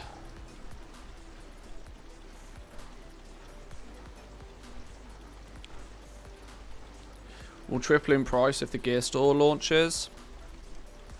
There's a solid chance of that happening, yeah.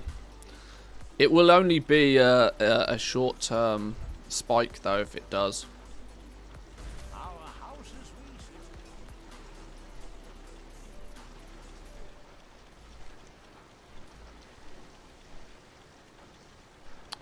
Where are we going for this quest? Hang on. What's this one? Stand in the green slime, requires healing to get 10 stacks of concentrated plague and be transformed into a plague fallen. Once transformed, visit the cave underneath Scunner's platform entrance. Okay. Oh, we get the pet. Stand in green slime until you get 10 stacks.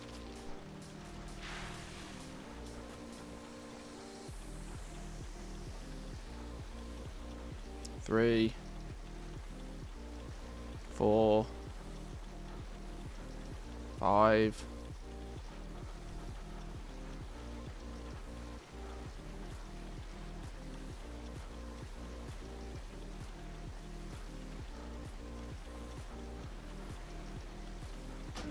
Oh!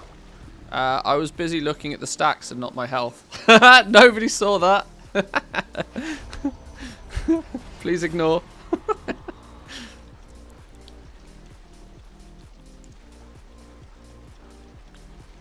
Professional streamer here, boys and girls. That was me looking at my stacks. I was like, 9 stacks, now we're almost done. Hang on, what? People are shouting at me not there. Do we need to be doing it somewhere? But the thing is up here. Oh, hang on, what's this? Oh, it requires you to be plague fallen. Oh, there's the pipe you come out of. Oh, it's over here, isn't it? It's down here somewhere. I vaguely remember this one. I've done this before. Isn't it down here somewhere? Yes, this is it. Look, here we go. Right, give me some juice and don't die this time. Can we still gain stacks while in turtle? Yeah, there we go.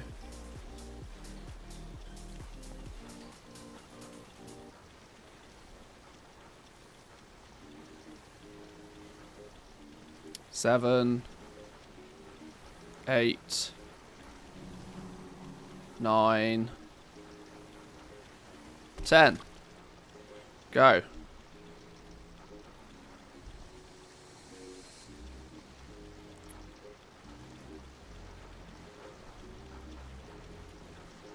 Click the pipe. Transfer across.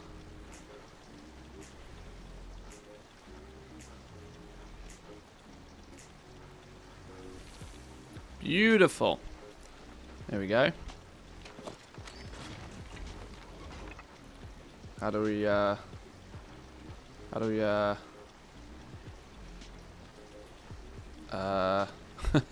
do we have to just wait now?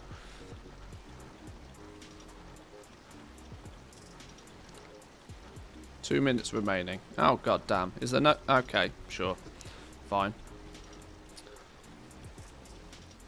We got a pet out of that, though. What's this pet called? Iridescent ooze. Is this thing worth anything? Should we be caging this up and selling it? Damn. Can't cage it up on this account, because... God damn. I need to, at some point before too long, we're going to get into pets in a big way. I know I've teased this a little bit before, but we're going to do it at some point. And I'm actually tempted. I'm very, very, very, very tempted to actually make a brand new Battle.net account and do it from scratch. Just so that that account can always be in control of the pet journal. Jump and die. My repair bills are going to be mad. I got 20 seconds. We're good. We'll relax for 20 seconds. It's all good.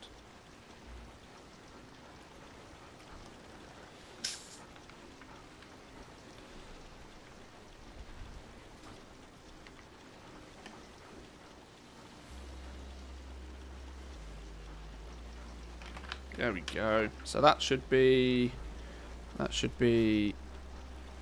Okay. Let's do this world quest then. What's this world quest? Collect an oozling ingredient. Oh, this is the one if you throw the stack... Oh, there's loads of people doing this. It's probably because it's triple Maldraxxus Day. Hello, pet. Mr. Crab is useless.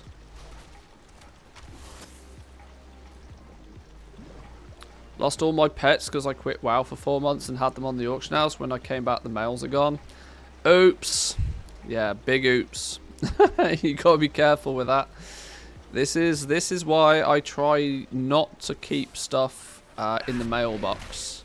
I don't like using the mailbox for, like, you know, quote unquote free storage, because you often will end up accidentally doing things like that. When people tend to find that when they stop playing the game, they do it almost accidentally. They stop playing the game literally overnight, usually because they end up playing something else and just never have the desire to log back into WoW. Which is, in my opinion, the #1 reason why people end up losing stuff in the mailbox. And I know I'm the same, so... I almost lost a bunch of stuff when we were playing New World. Even though on some of my realms I was keeping up with things on New World. There were some characters that got dangerously close to having things, to losing like tens of stacks of materials.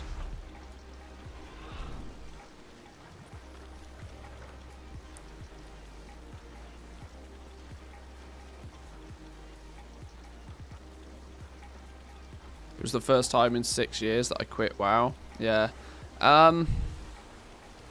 I worry some people are doing this in a very deliberate fashion, and I'm going to screw it up. Ah, well. Your loss.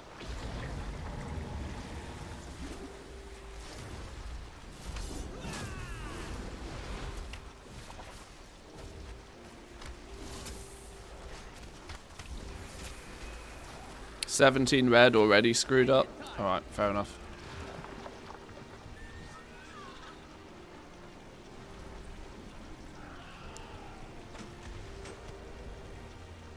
There's our coins of brokerage.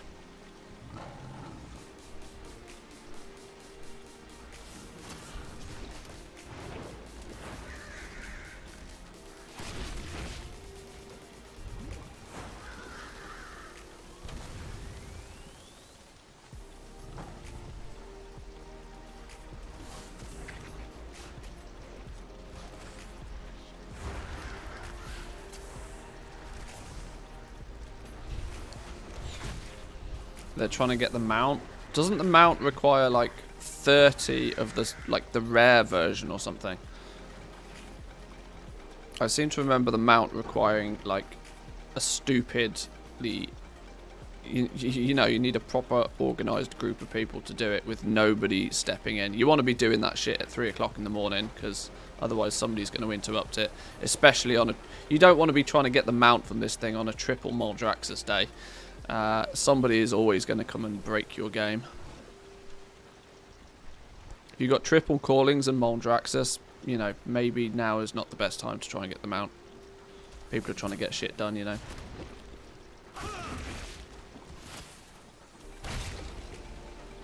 Equally, we need to do that at some point. Just saying. I'll take advantage of streamer privilege at some point. This is something we usually do towards, or I usually do it in the last patch of the expansion. The last patch of the expansion for me is like all the things collecting. Usually we run out of content quite quickly in the last patch, and more importantly, there's often a huge delay between the last patch and the new expansion, so I usually tend to use that time to collect things that I still need,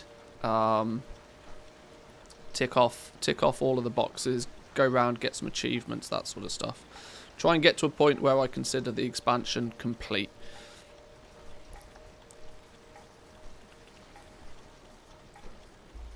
The mount is spawned with equal blue and red, and blue and red needing to be more than yellow. Okay.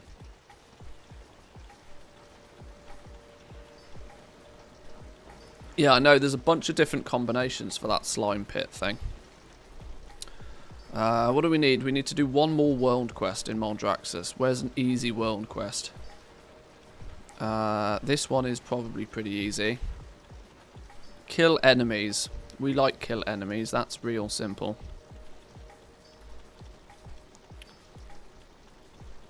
That should give us the last world quest, and it should also do... Okay, this is good. This is good. Community all the things day at the end of the patch. Yeah, we might start to put together some community all the things days.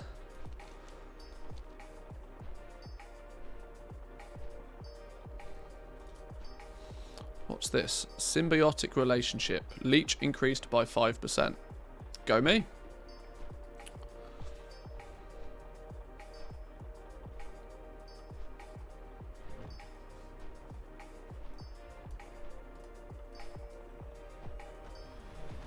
Let's make sweet, sweet profit together.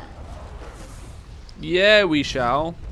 What a great use of the Prime Gaming. What is it with me misreading names today? I'm going to call you Willy Mole because it's funny. Willy Mole, thank you very much for the Prime Gaming. Welcome in. Good to see you.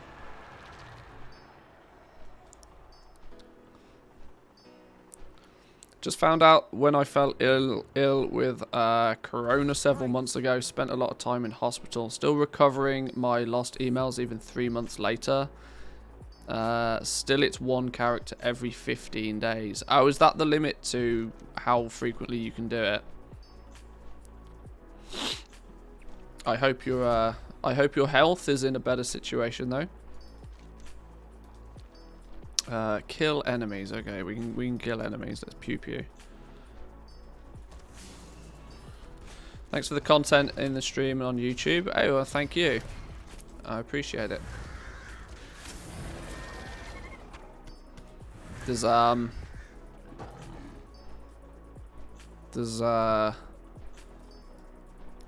two different types of people on YouTube on YouTube at the moment.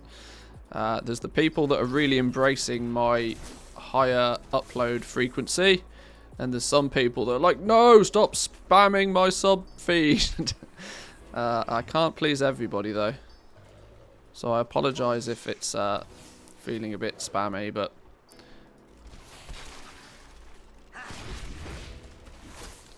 this is for me this year. This is the year of growing on social media platforms.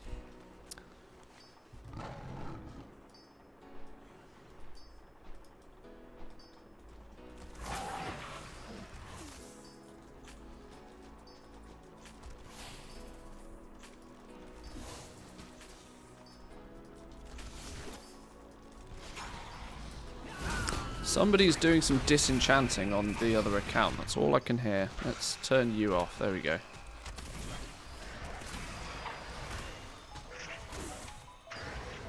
Uh, 10 of 15. 5 more. 5 more things to pew pew. Maggots. We'll kill maggots all day long. Nobody likes maggots. I'm out of range. I'm out of range.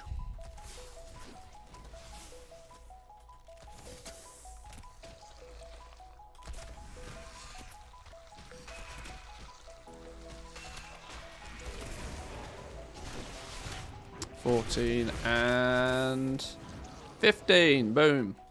Oh no, hang on. What? Plant a banner at the Sepulchre of Knowledge, right?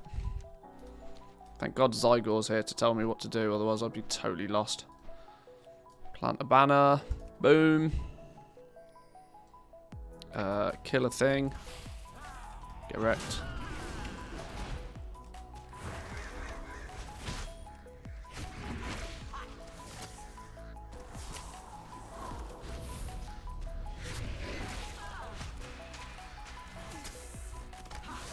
This should now be all 3.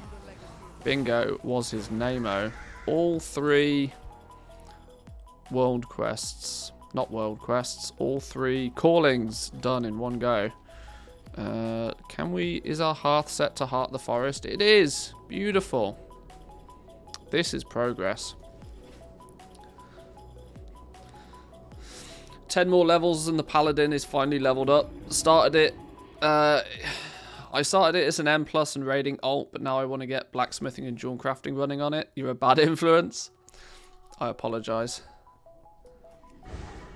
Look, let me put it to you this way. If my influence puts you in a position where you make so much gold in this game with so little effort that you never have to pay for the game again, is it really a bad influence? Who knows?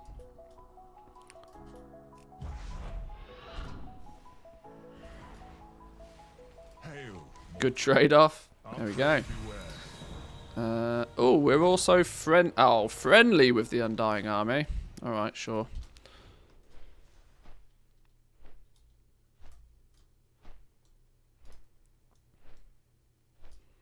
Turn you in. Have your coins of brokerage. There's another renown. 72. One more. Where's the last one? In that corner. One thing I hate about maining a healer, I always feel bad by not running engineer because of the battle res. Oh, I see. Right, yeah. See, this is the problem. There is definitely a trade-off if you play those characters. You know, if you actually play the game on the characters, there are definitely scenarios still in the game where having a certain profession on that character is a bonus. Engineering is a popular one for anybody that does Mythic Plus. For the battle res alone, and I would presume also probably for the wormhole to get places quickly. So yeah, I can understand that being a bit annoying, getting in the way of your professions, but sure.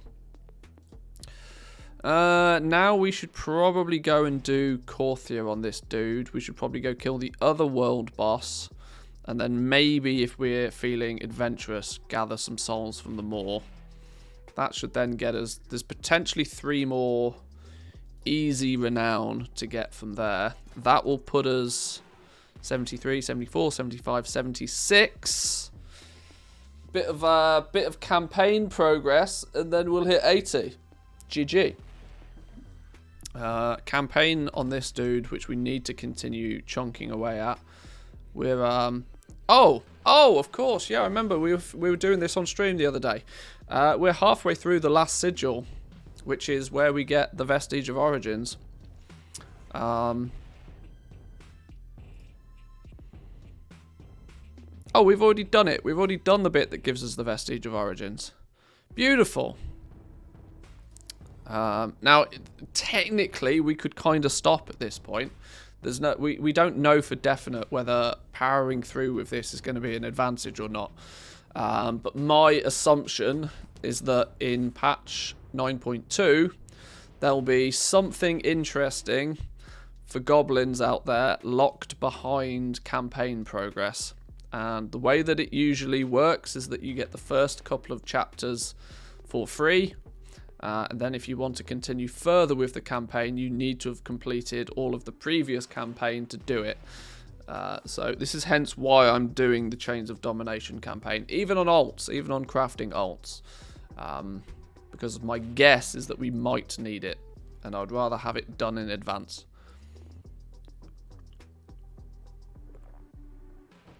Considering we already have Shaping Fate from last week, because apparently I didn't do anything about it last week, let's then go and kill the world boss, the other world boss, Pew Pew You,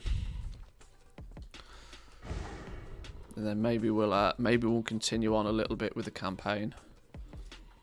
What is your quarry? My heart for Arden. Have we been selling anything? I've not been hearing many ding-dongs go off in the background. Maybe we do a 200 cancel scan, just see what's going on over here.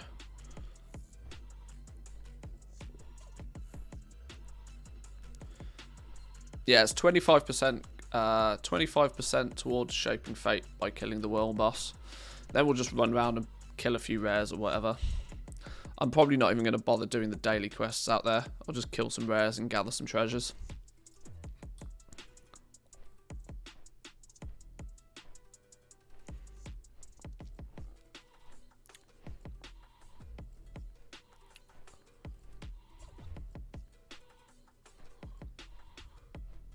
Until proven otherwise, I'm going to make the assumption that this dude here is a bot. I'm almost certain of it.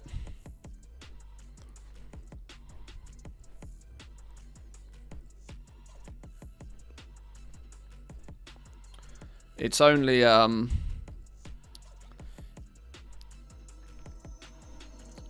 emphasized by the how can you tell they're a bot?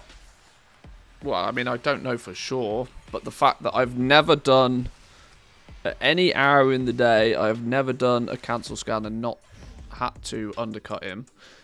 More importantly, any character that has large quantities of dodgy looking letters in their name is super sus. Super sus.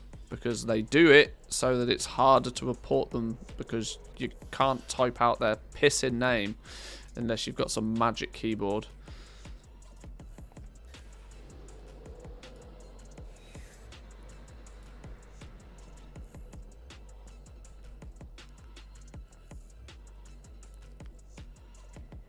That dude is on every day, 6 AM to 2 AM. Yeah.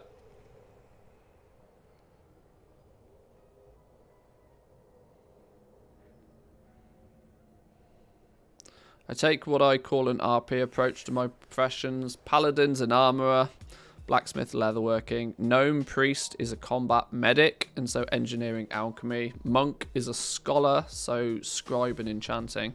That's quite cool. That's quite cool. I mean, back in the day, you kind of used to have to do that anyway. You know, like cloth wearers had to be tailors because tailors made bind-on pickup cloth gear.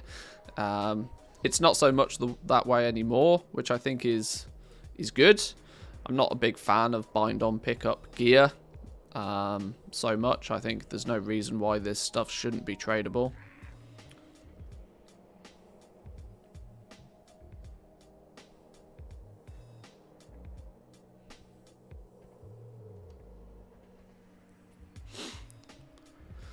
I had to use a website with all of the alt codes to add that guy to my friends list.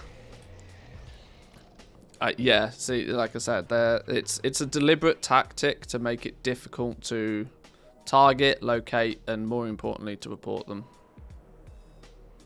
Because if you can easily just right-click report, you know, many people do it, but you can't, so.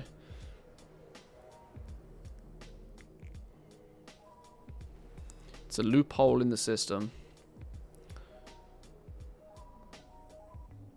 Buy something from them, copy, paste the name out the TSM ledger, maybe?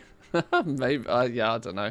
I don't, honestly, it's annoying, but I don't care enough to put in the effort to do anything. I'm exactly the type. I am the reason why these players use names of this nature, because I can't be bothered to go out of my way to try and report this dude. I mean, I can't prove he's a bot anyway. And like I said, I'm not one to try and advocate witch hunting. I'll just play around it.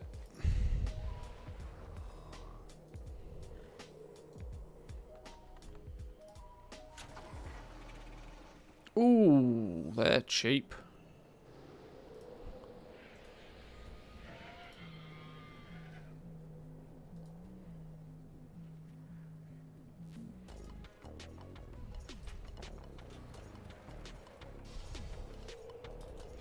Right, where are we at? We're jumping into black swirly portals, alright?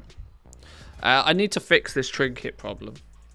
I don't need this good dude to have all the gear in the world, but having 68 item level trinkets is tragic. Do I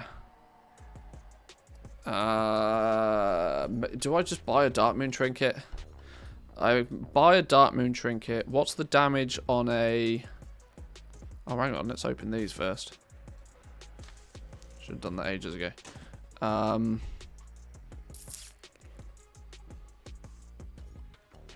What's the damage on a Corthian armament thingy? They're 750 somethings, aren't they? Do I have the 750 somethings? No. I'm not farming Stygia just to get a trinket on an ult. There's a high maul trinket in Bastion. Oh, yeah, that's a point. Check world quests. You smart people, you. Are real monsters. Crit trinket. Spells and abilities have a chance to grant agility. Oh, that's actually worth. Okay. Sorry, world boss. We'll come back to you in a minute. Higher priorities. We're going to Bastion.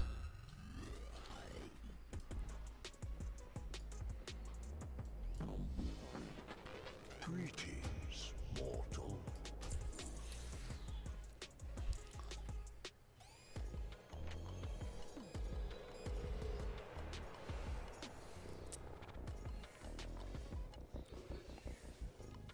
They're bind on account so I can send for mains.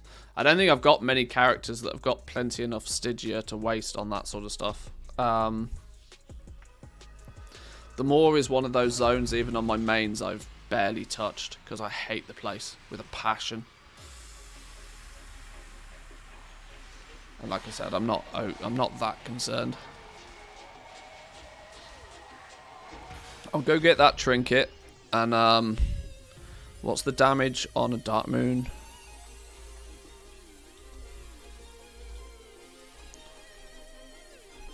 What's the DPS one? It's going to be the expensive one, isn't it?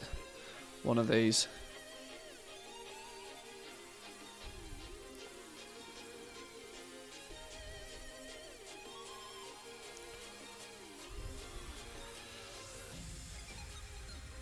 It's the Veracity trinket I'm going to need, isn't it?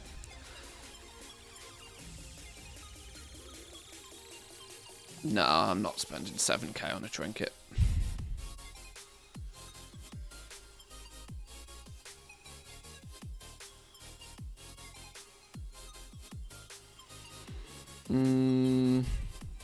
I mean, it's the cheapest option, but I'm not going to. What's this? That'll do. That'll do. That's more in my price range. That's more in my price range. What's that character even called? Some Doritos, I think.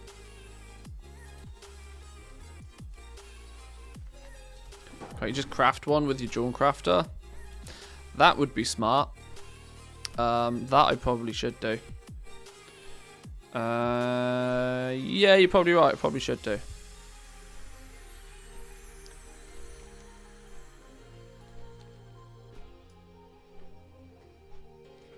The rivalry between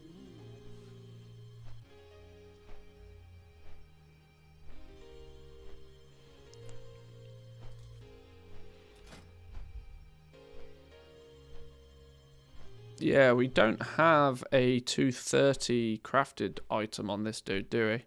Maybe we can make a 230 ring. A 230 ring would replace one of the rings. Couple of trinkets. Yeah, there we go. That's probably not the worst idea. What are we doing here? Just killing stuff, right? I think we just kill things. Pew pew.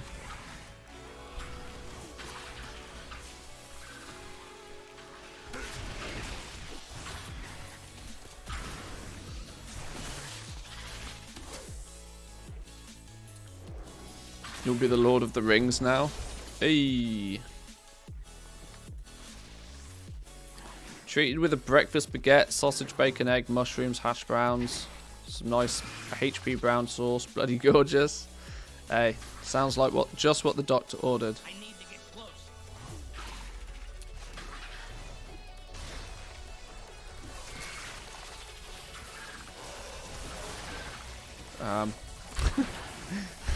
I had a pot noodle for breakfast this morning. I was not feeling my regular breakfast delicacies.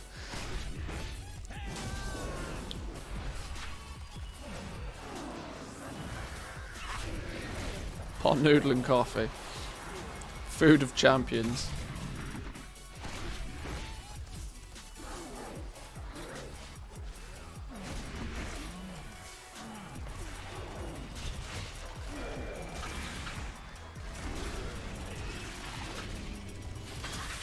Very healthy. Yeah, I think I've probably had my salt intake for about 4 days with just that one pot noodle. So.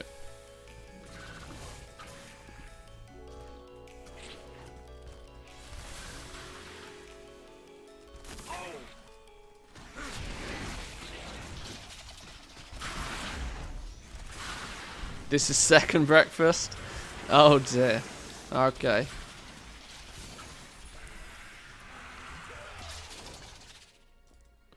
It's what we call 11sies. I'm out of range.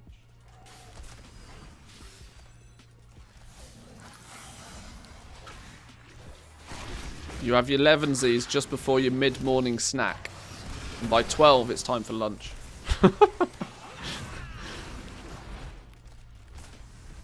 And this is why we wonder why there's so many seriously overweight people.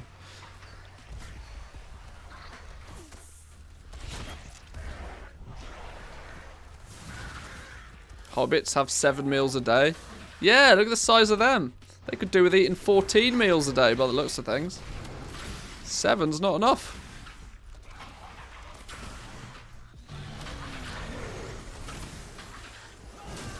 I mean, they're also entirely fictional, but we'll ignore that for the sake of argument.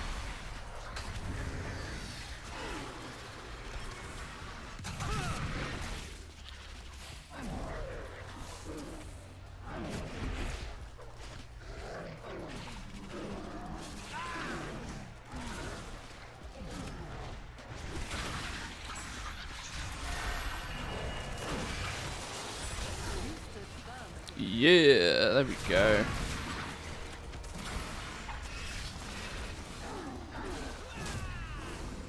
I'm out for the day. 1,000,000 degrees outside and the pool and the beer beckons. Have a great day. Whoa, whoa, whoa, whoa, whoa. Jenkins, where the hell do you live?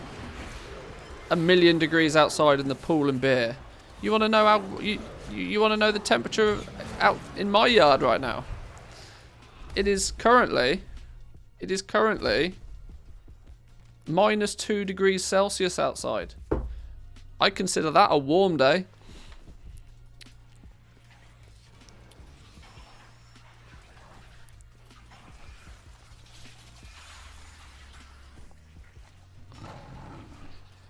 Damn. Jenkins living the life. Right, let's throw this bad boy on then. Yoink. Let's also... Okay, now we can go do world boss. Yeah, now we can go do world boss.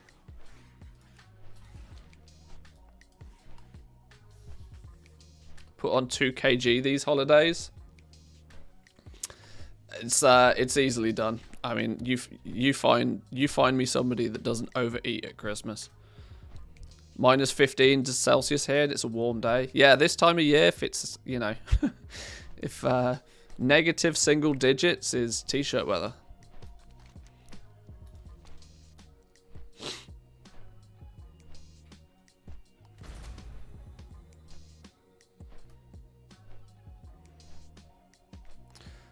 Actual temperature's 32 degrees. Whoa, okay. Okay. I'm going to book me a vacation.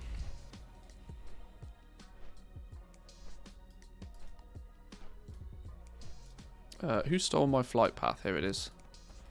Our purpose is clear. Anyhow, have a great day. Hey, enjoy your sun and beer.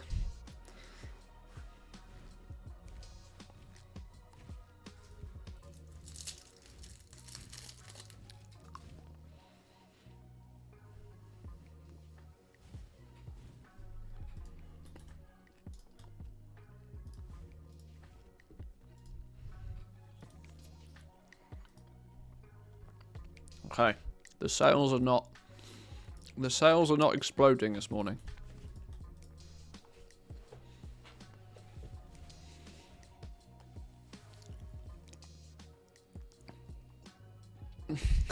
Jenkins just has a shipment of goblins turn up on his doorstep. We're here to drink beer and absorb your sun, please. That'll teach you for living in the southern hemisphere.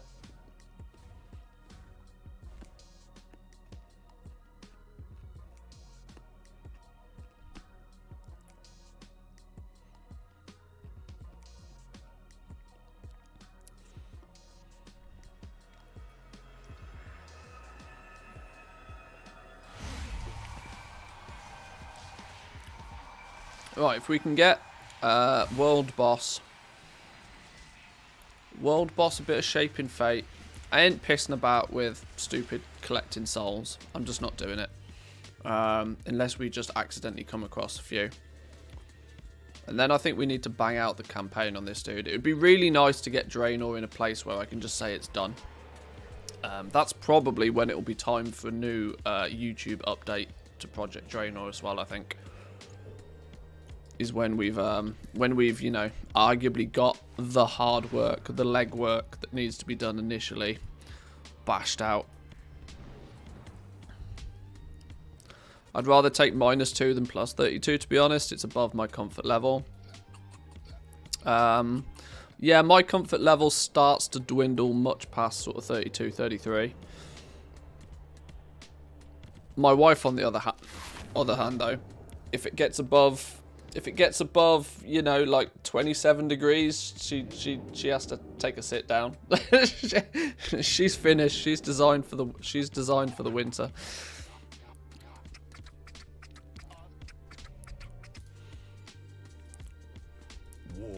Made a pact with my mum on Christmas that I'll be sober till midsummer. Finnish ancestors rolling in their graves. Yeah, but beer in the sauna doesn't count though, so just sit in the sauna for a few hours. The covenants must stand as one. Virez hides within Desmataran.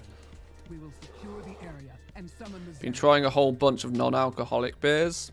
They're all too sweet. Non-alcoholic beers just taste sugary. I can't do it.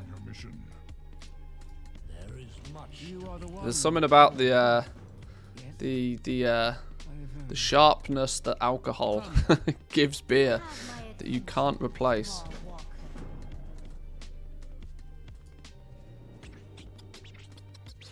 I'd take +32. It's -28 now. I ain't going anywhere. Yeah. Yeah, some pretty chilly weather on the go at the moment in some places. No forgiveness without atonement. Oh, hang on. What am I doing? I'm meant to be killing World Boss, not pissing about with World Quests. That's silly. If you discover a mighty foe.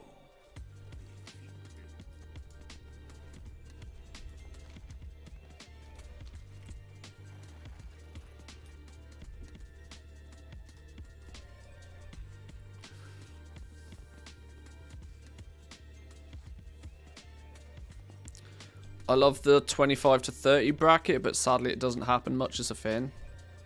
Hey, I mean, one of the nicest things about this country for me is the fact that Finland actually has seasons. You know, living for 25 plus years in the UK, where they have only 2 seasons. In the UK, you have wet season and you have cold and wet season. That's literally it. There's nothing else. I mean, the phrase, I love summer, it's my favourite day of the year, is never more true than in the UK. At least in Finland, you know, when it's summer, you can expect that if you put a t-shirt on, you should be good. And if, you know, on a day where it's minus 30 degrees, you put lots of clothes on, because that's what you need to do. It's sensible weather. I know Finns will you know, probably argue against me on that one, but in comparison, they've got it good.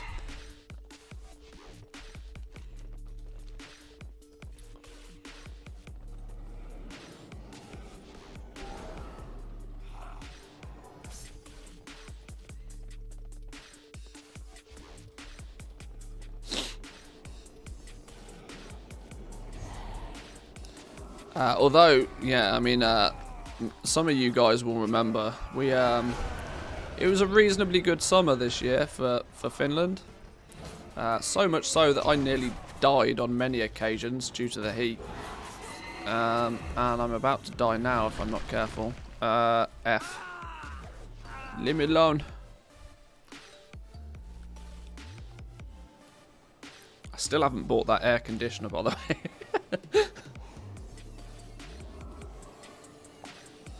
I'll worry about it when it starts to get hot again.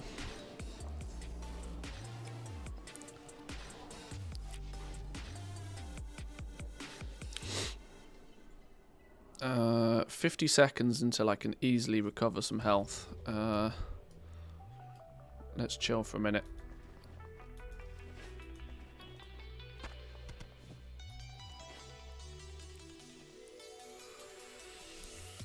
Be a real goblin, buy it before it gets hot so the prices aren't hiked up. I was kind of hoping that, you know, like a Black Friday deal or a New Year's deal, but nobody bloody sells air conditioners at this time of year, because why would you? They're all stashed away in some warehouse somewhere, waiting for the price hike. But it will definitely need to be an investment for this year. But yes, being a real goblin might not be a bad idea in that regard. Now, why did both of them get pulled? That was not intended behaviour.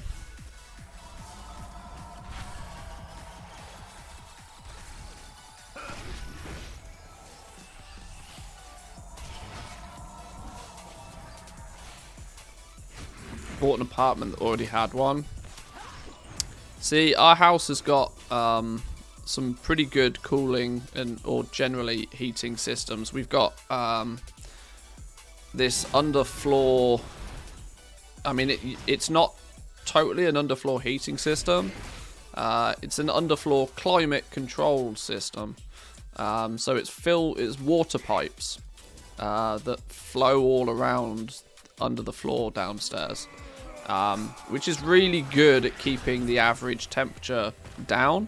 The problem is my room, my office is upstairs, where that isn't. So it's I kind of get a bit hot in the summer. Comfortably though, comfortably hot. It's fine. Right, let's find a group for this. Is that really the only group for the world boss? Really? Dead game. Holy shit. Dead game.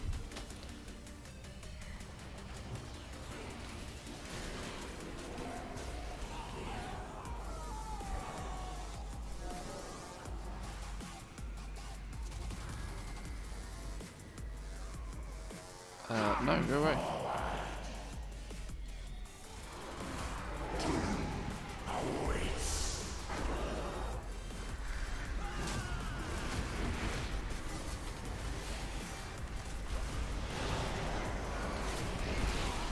Why is my FPS so tragic? I mean, I know why, but I just wish it wouldn't be. Nothing more annoying than spending hundreds of euros on a new graphics card for my FPS to still be tragic. Stupid, crappy optimized game.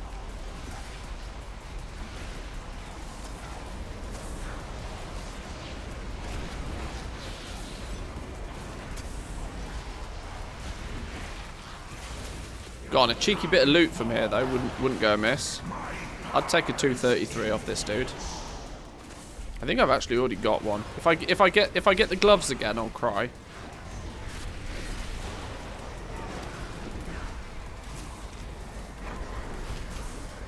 Doesn't this dude have a trinket? I'm quite sure this dude drops a trinket. I'll take the trinket, please. Called it now.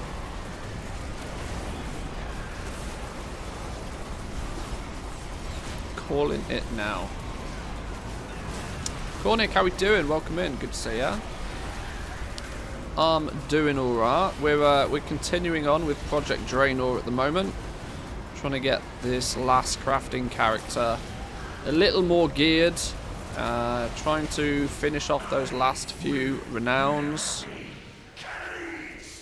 75 in the bag.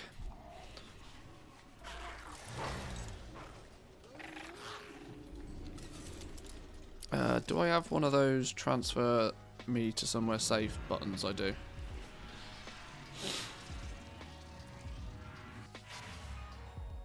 What's this? Killing a boss? Open your TSM, you're lost. Yeah, I know. I feel a little bit out my depths. This does not feel normal.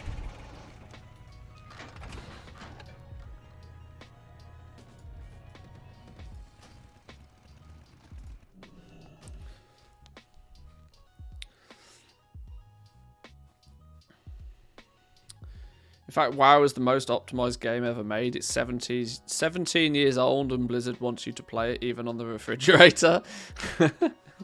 In fairness, it can run on a potato. I mean, it is actually quite impressive how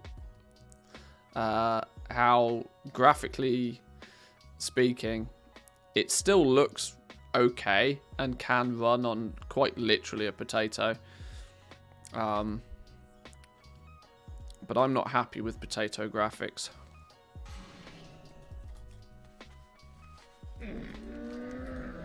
I mean, we're literally running on 1, and it went down to like 30 FPS. I want it around here somewhere.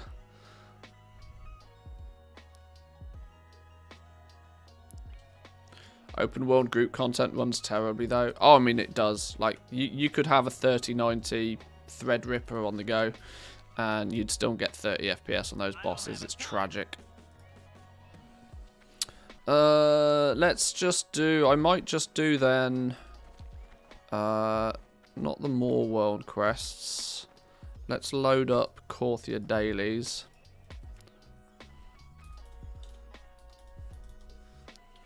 Korthia dailies, go.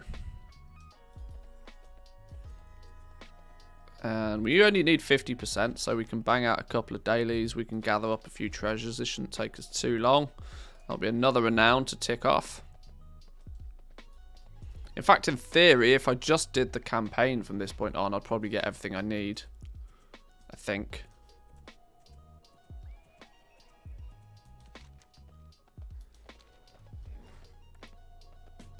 Yeah, I don't actually think I need to push Shaping Fate. Ah, Shaping Fate's not the worst thing to be doing anyway. Chance at juicy things like Korthite crystals and stuffs. So, we'll take it. Let's grab some of these things then. Some of the spell effects used kills the game. Even if it wasn't for the fact that I think WoW desperately needs an overhaul from a gameplay perspective, excluding that as an argument, I genuinely think that the engine that WoW runs on now is just really, really starting to show its age. And there's only so far you can tweak it and optimize it for it to work properly. WoW is still, to this day, a super CPU intensive game. which it doesn't need to be. Especially considering that multi-threaded CPUs are not only easy to come by now, they're cheap. You find me a PC that has less than 4 cores in it nowadays. It's, you know, it's no longer is having a multi-threaded PC, you know, high end. And WoW really doesn't do a great job of taking advantage of multi-threaded CPUs, whilst still being a super CPU intensive game. And this is primarily down to the game engine. It's just old. There's no other way to describe it. It's just old. You can polish a turd only so much. It's still a turd. Like I said, even if you exclude the fact that WoW could probably do with a complete overhaul just from a gameplay aspect, they could kind of it feels like they could kind of do with you know, a full refresh.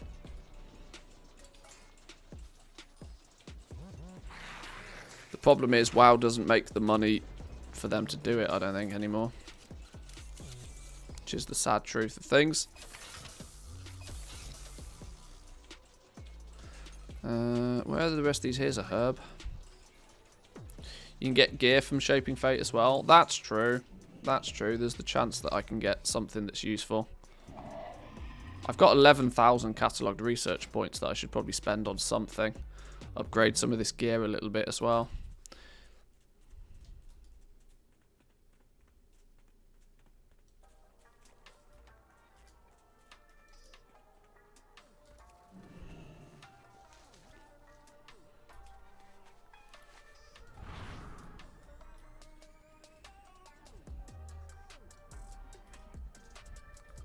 There's always the Overwatch engine. That would take 2 potatoes to run. And you look at the remasters that, you know, people have done, like, people have, you know, created certain locations in World of Warcraft using the Unreal Engine and stuff. And it just looks incredible. And it's so frustrating to know that you know, the technology is out there to make it look just like crazy good.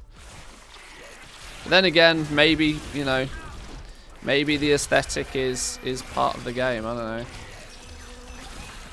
You could probably still keep the very, you know, very cartoony style. It doesn't need to go ultra realistic. But it's more of a performance thing nowadays. For how many years have people been complaining that, you know, oh, a world boss is spawned. Say hello to 30 FPS. Even if you're not even in the zone. Just server load, you know, if nothing else, just server load. Like, a more up-to-date, a more optimized game engine would dramatically help with server load as well, I'd imagine.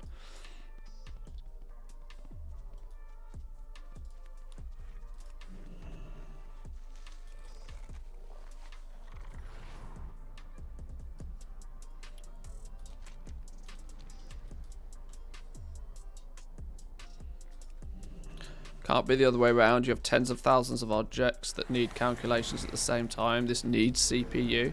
Yeah, I don't discount the necessity for. I know why WoW is a CPU intensive application and game. The annoyance comes from the fact that they don't do a great job of utilizing multi-CPU core processors. If you know that you're CPU intensive, then you would assume that they'd go out of their way to make it so that, you know, it works well on a multi-core CPU. Only in the last couple of years did they start to even support quad-core. And now we've quite comfortably got CPUs with 8, 16, 32 threads. It's ridiculous. Now I'm no I'm quite open when it comes to admitting that I don't know my ass from my elbow about a lot of this technology, but you know, doesn't mean I can't have an opinion on it.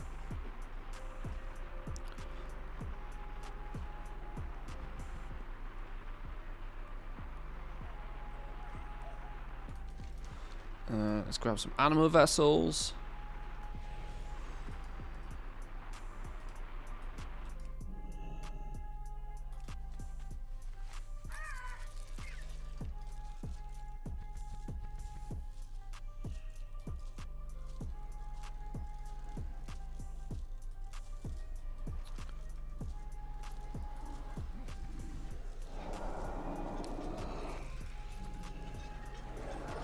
Started a second account 5 days ago. It's a game changer. Yeah, I mean, I've had at least two accounts running for World of Warcraft since I want to say late in Burning Crusade. I think Wrath of the Lich King, I had an alt account up and running like literally all the time. Having two accounts running is one of the biggest optimizations anybody can make if they're trying to, you know, make a little bit more gold in this game. And it sounds counteractive that, oh well, you know, the cost of running 2 games is a, you know, I'm doubling if I want to play the game for free, if I want to pay for the game with tokens, then now all of a sudden I need to make 2 tokens every month. I'm struggling to make 1 at the moment. Yeah, but if you've got a dedicated account with the auction house open at all times, your quality of life. Oh, I've run out of potions. Oh, well, here we go. I'll just buy some potions. That as a quality of life thing is worth it to some people anyway.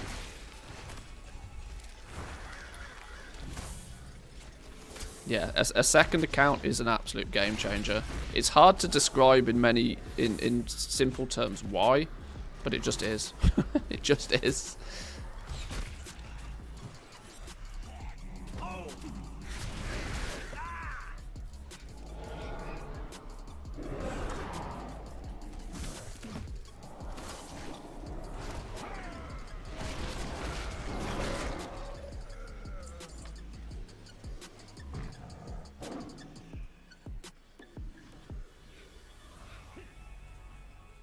Let's grab this nest real quick. Just get a long boy. Well, there is that. Just get good, yo.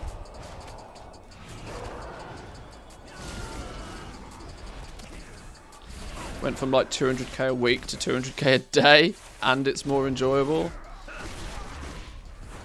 Easily done. Easily done.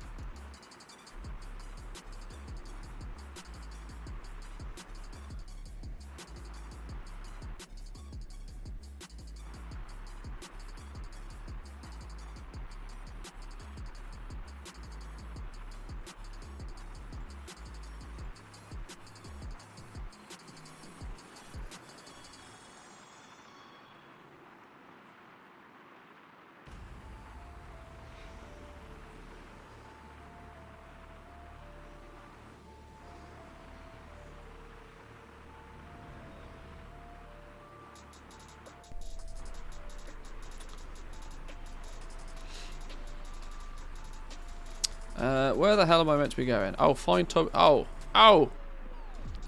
This is what happens when you're not paying attention. You end up doing silly things. Finished the quest already. Eastwind Trading Co. I love how creative some people get with, you know, character names, guild names, that sort of stuff. I'm just not creative. Like, ironically, for somebody that's attempting to have a career in social media and content creation, I'm really not that creative. I've always believed that people are one of either they're either creative or they're analytical is not the right word, because it's entirely possible for somebody, you know. But I tend to be a lot more mathematical. Let's put it that way. I think you're either good with numbers or you're good with words. I tend to be very good with numbers, but not so good with, you know, the creative side of things.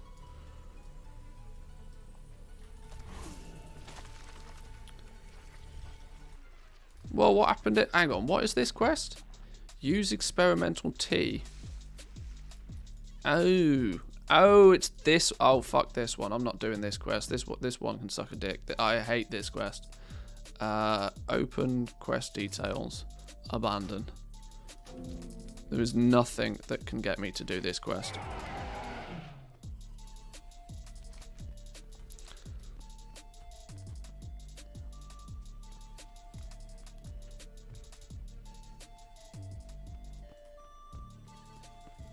Right.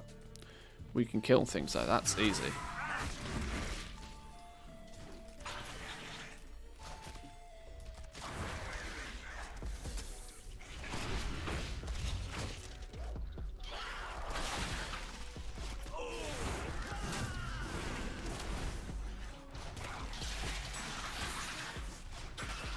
Boom. Lovely stuff, that's what we want. That's what we want. Click observational quests. Okay, sure. Oh, these things. Yeah, now I remember. That's me with the quest where the gargoyle flies you over and you have to drop ammo on the dudes. Worst quest and it's so slow.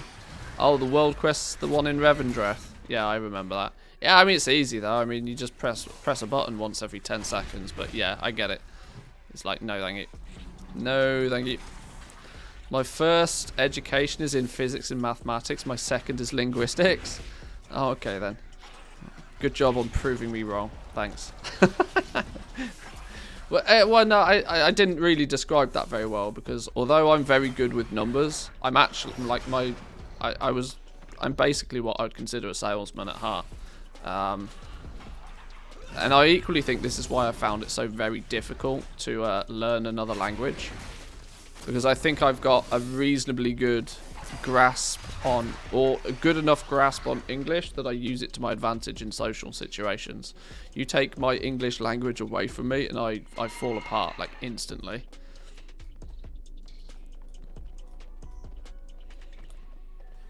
But yeah, it's the creative side of things that I just do not possess a single... I was not blessed with a single talent point in creativity, unfortunately. I was heavy stacked on salesmanship, analytical thinking, those sorts of areas.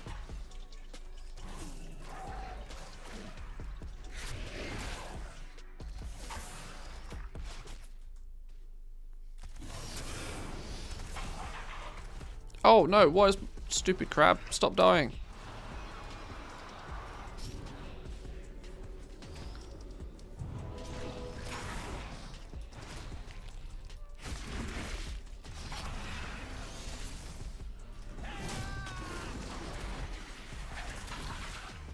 If you're struggling to stay alive, the obvious thing to do is pull more. Everybody knows that's how it works. Oh dear. Oh dear. Oh dear. Oh dear. But then again, we're a hunter. So many get out of jail free cards, it's not even funny. 11.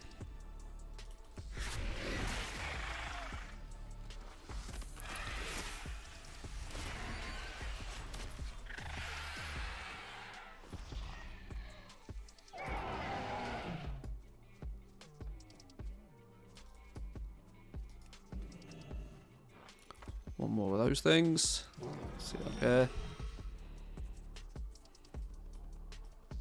What do we think if we were to give, now that we've had Korthia for like literally 6 months, I equally was surprised to realise that we've had Korthia for 6 months now.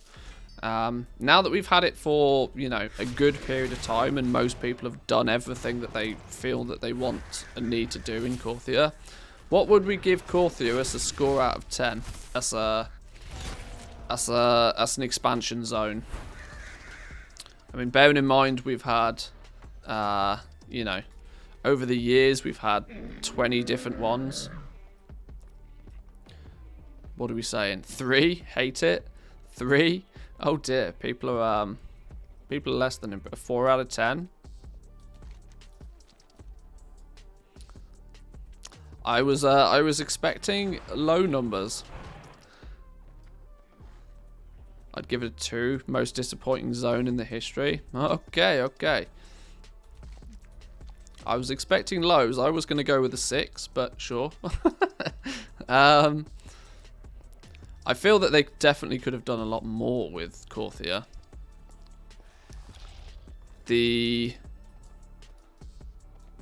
I was expecting Korthia to open up a lot more and develop more over time. You know, unlocking new zones as you progress with the Archivist Codex was something I expected a little bit more of. I think one of the very first things I said when we first got to Korthia and we were testing it on the PTR was that it felt like this was, you know, version or like the first layer of Korthia. It kind of felt like it should have been a zone that expanded as the patch went on, even to the degree of maybe having completely separate phases of it depending on how far you're progressed with it. That's kind of how it felt and how it was sort of advertised as the zone of secrets or whatever they called it. Sort of indicated that, but it never really happened. It ended up just being, you know, the one flat version of itself. And the rifts, I think they could have done so much more with the rifts. That's what, like I said, that's what they could have done, layering one version of Korthia on top of another. But the second layer of Korthia being when you enter a rift is just, you know, there's just a few things to pew and like 4 daily chests that are always in the same place.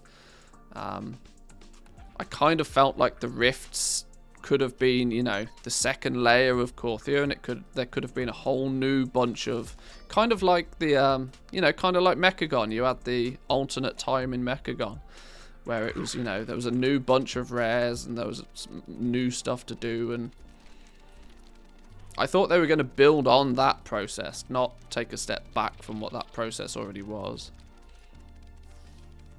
Never delivered on their marketing promises for it. Yeah, I think that's definitely a big issue with it, that it promised more than it delivered. If it didn't promise as much in the first place, then you might not have been quite so, you know, if your expectations are met, it's safer to meet somebody's expectations than it is to overpromise and underdeliver. That's almost, you know, rule 1 of marketing. If you promise the world, you better be able to provide it. Otherwise, you're going to look like a dick when you don't, regardless of how good it is in the first place.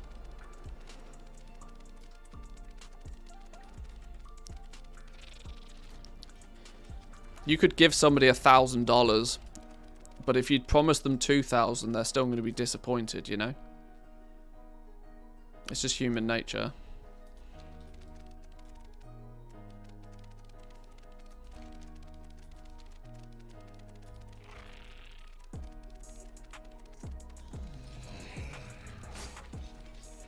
It looks like there's a chest around here somewhere. Is it going to be in this building?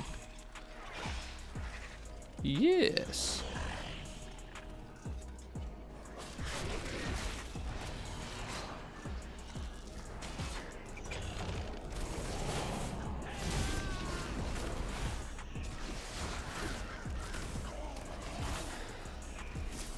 I feel like half the storyline and content was missing. It does feel as if it starts to get somewhere, and then it's almost like, because you expected the campaign to, the 9.1 campaign doesn't really have anything to do with Korthia for the most part, which I always felt was very weird. You did a couple of things here to begin with, and then you end up, you piss off to Revendreth and all places. Like, there was hardly any of the campaign that actually required you to be in Korthia, which just felt weird. It's like, well, what's going on here? Why have you made this entire new zone with an entire new chapter of storyline, and yet we don't spend any time in it? There's like, nothing goes on. Yeah, I kind of agree with you on that one. It felt like there should have been more storyline wise. I'm gonna get my ass whooped here. Hang on.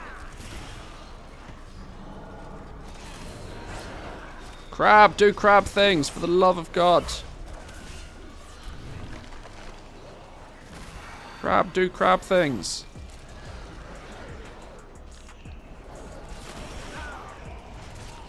This crab is useless.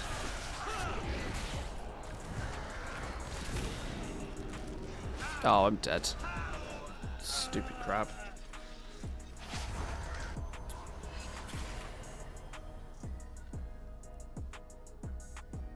Not a fan of the modern zone design in general. Feels so restricted with narrow paths that you must follow compared to the open world of the original design. The yeah. Once again, I think it's because they try and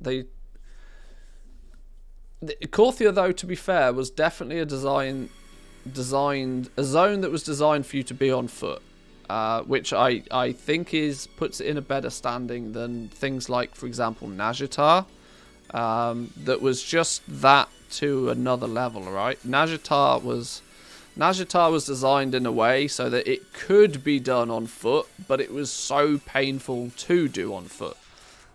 Once you got flying, though, it was like, oh, thank God, finally, I can just get where I need to go.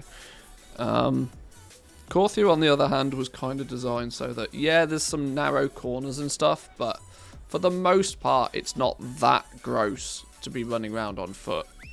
There's lots of areas where you just can't get to, though, without aggroing everything. But it's like, that's one of those things that you just overgear it. Once you overgear the zone, then you don't care if you aggro things, because everything just gets slapped anyway. And in a way, you kind of need that in a zone, because I want a new zone to feel dangerous. And I still don't even think Korthia feels as dangerous as it could be. Why is there not like a real proper hardcore elite zone in Korthia? Whereas if you're not in a group, you're just fucked. Just little things like that. I expected this zone to like really slap you about. And if anything, I think it was undertuned. But I don't know. Relic Gatherer. These things, I can't kill these things solo, not with my DPS. Is somebody else going to try? Okay, right, we're off.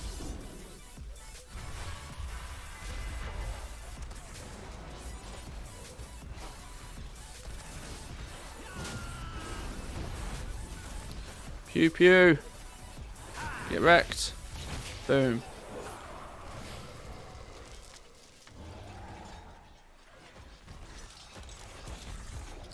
You can experience that simply by turning war mode on. Yeah, but I'd rather that the environment do the slapping, not some sweaty ret paladin that will just run up and, you know, AoE me to death.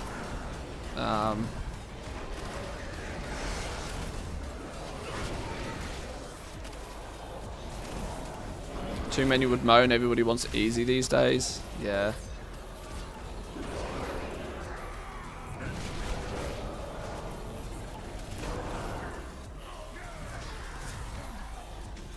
But this is why, you know, you zone things off, you know. This is why you have elite zones.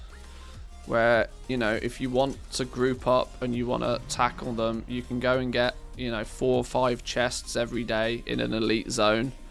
That if you're not grouped up, even if you are sort of geared, you're going to get slapped about. Maybe if you're a stealth class, you can spend 4 times longer getting the chests, but you can get your way in there and stuff. It's It presents a corner of the zone designed for that more challenge, whereas then 90% of it's just, you know, run about, collect things.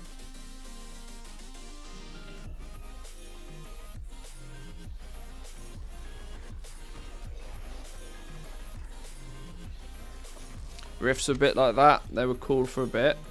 Rifts were a massive opportunity for Korthia that they just completely ignored. The rifts are so underwhelming. Like, like, the rifts don't really serve much of any purpose. It doesn't really make sense. There's less going on in a rift than there is normally. There's just 4 big-ass chests for you to collect every day. And it's like, really? You made an entire separate system and you filled it with 4 pissing chests? And that took a developer, what, 20 minutes? There was so much. I mean, you only need to look at, you know, patch 8.3. Look at patch 8.3 with the visions. The rifts could have been visions 2.0. So many opportunities, and they just, you know, squander them.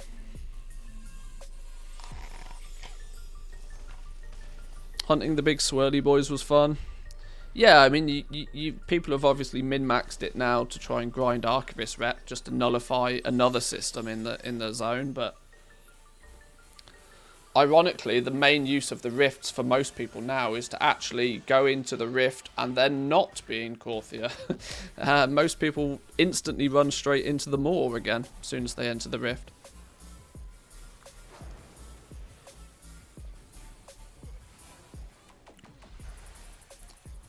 Here he is.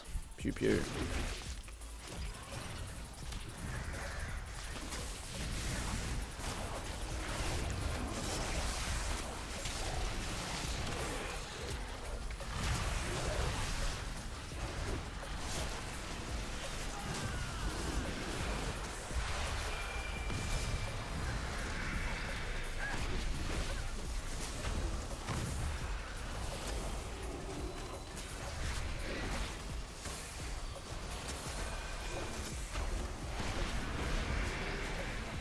I need that. What's that add-on that makes my damage numbers offensively large? You know, like the old school, the real old school damage numbers, where they used to just explode and fill your screen, and were just like, you'd do a crit and it would like slap you in the face because it was like the numbers were that big. I want that add-on. I know there is one. I just don't know what it's called. I'm hoping somebody here does. No, scrolling combat text just pisses it, like flaps it around the side of your screen. I know scrolling combat, unless it's changed recently. But there's one that makes the damage numbers kind of like what they were back in the days. Just huge, great big bursting numbers popping up. You do a crit and it's just like fills 90% of your screen. That's the kind of...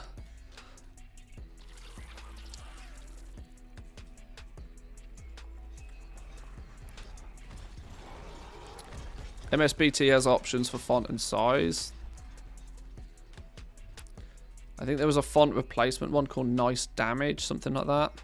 I need to investigate.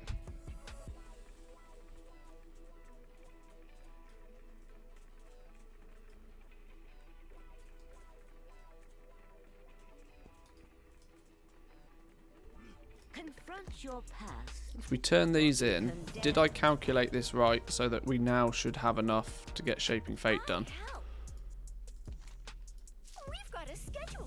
I don't think I did. 94. 6%. No, we should be good.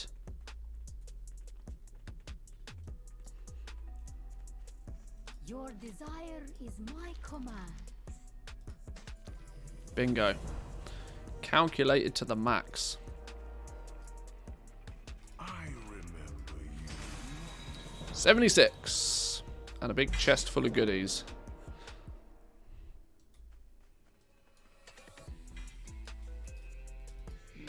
Yes.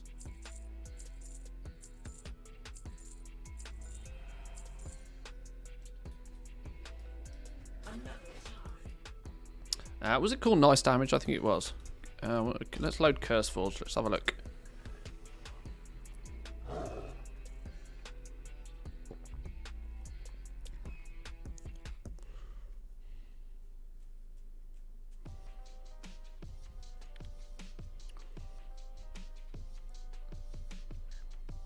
Where'd he go? Oh, here we go. Hang on, I never know if this shows something it shouldn't do. It probably shouldn't, but I'm always skeptical.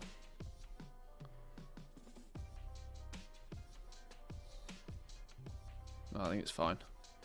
Right, so what we say? Nice damage.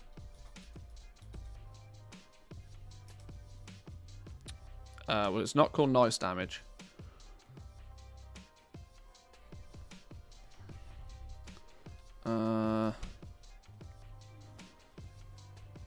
Can we, well, for starters, maybe I should just actually update all my add-ons to begin with.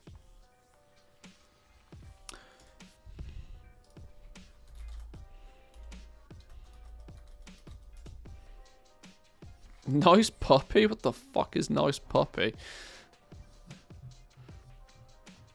Is it called classic numbers? Oh. Oh. Oh. Yes! This is the one. This is the one.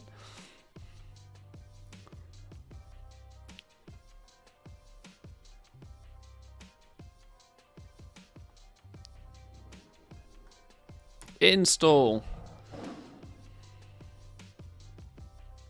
This makes things pop. If this is the one I believe it is, this makes it look like, you know, you're doing big dick DPS even when you're not. That's the illusion. That's the illusion. Let's do a reload on that then.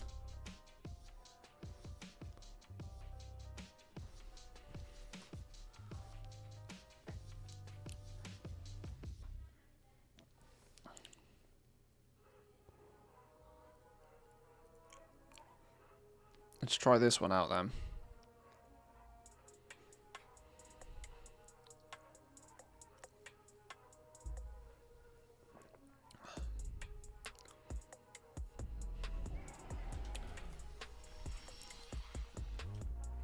Give me something to pew pew.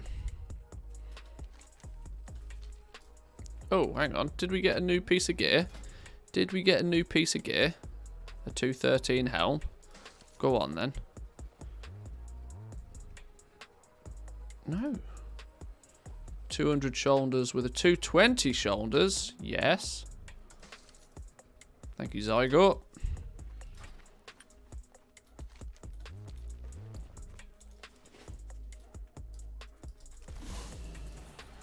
Yes, this is what we want. Now you see all the numbers.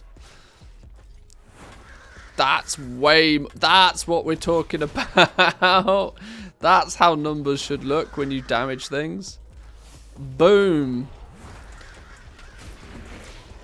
You might actually see what's going on, look.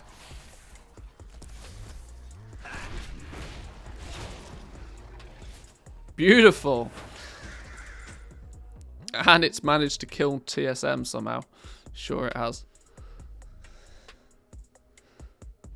Simple things like that actually has a real impact on how satisfying it feels to press your buttons. Oh, absolutely.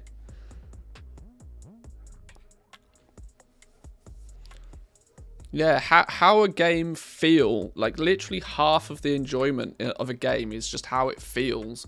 We're not evolved enough to work out what the precise thing is, but it's just how it feels. If I run in and if I drop a crows on it, I see constant tick, send my pet in, constant ticks, I do kill command, boom, there's a big number. Even if I don't know where the big numbers are coming from, it just makes it fit. Boom, kill shot, big 6k crit. Whether I'm actually doing big dick DPS or not, it just looks and feels so much more impressive.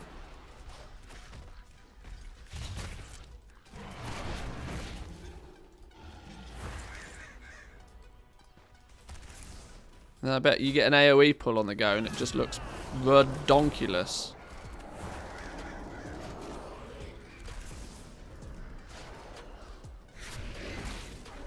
I don't care if half these numbers are small, but the fact they just go brrr, it's just fun. Oh, I'm glad I found that. What was it actually called? It was called Classic Numbers. Classic Numbers. Beautiful. What do we have options for it? What's the interface add-ons classic numbers? What can we do? Disable Blizzard numbers. Yes, that's probably smart. Truncate big numbers. No, we want the numbers big. Comma separated, no. Use damage school colours. Fire will be orange, frost will be blue, etc, etc. We can specify the font. We can change all the sizes and the positions of them. Huge crit sound effect. Oh yeah. Oh yeah. When we do a crit above 3k and you can just specify what it is. Can you make crits even bigger and red? Well, crit sound effects over a certain, and then a huge crit sound effect. So if we do a 3k plus crit, it then goes bonkers. So let's see how that changes things up.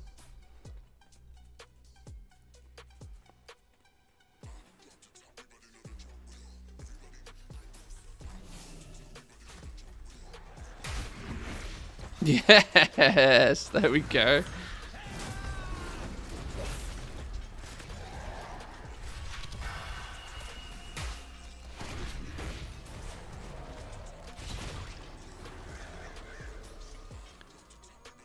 Every crit plays an air horn sample and shakes the screen.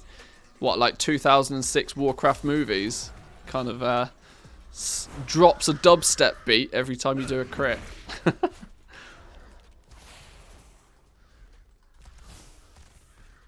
It's just so more satisfying to look at the numbers. Okay. Can we make crits big and red? That's what we want. Massive crits we want, you know. Big and red. Is that an option? Interface, classic numbers. Non-crit text options. Crit text options. Size, position. Let's make crits monstrous. Okay, we can't change the colour of them, unfortunately. Nor can we change the sound. But we can change the thresholds in which they do stuff. Let's make crits just outrageous. Now I've run out of things to kill.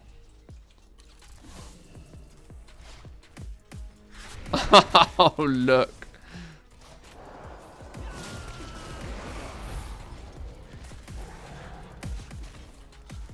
Okay, the sounds are a bit annoying.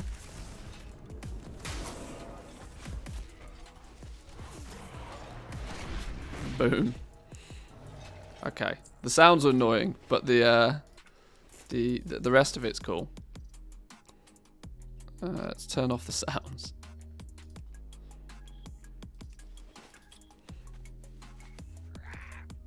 I need to get close. If I slap something real hard, I want to know about it. Boom! I get why somebody would turn this off in like Mythic Plus or in a raid or something, but for like running out and about doing world content, it's just fun to see these unnecessarily large numbers pop up on the screen.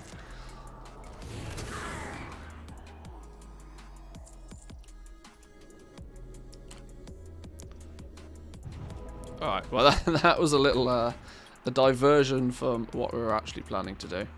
Chains of Domination quest line, this is what we need to do. Where are we at with Renown? 76. Yeah, if we just power through with the campaign now, we should hit Renown 80 as well. Beautiful.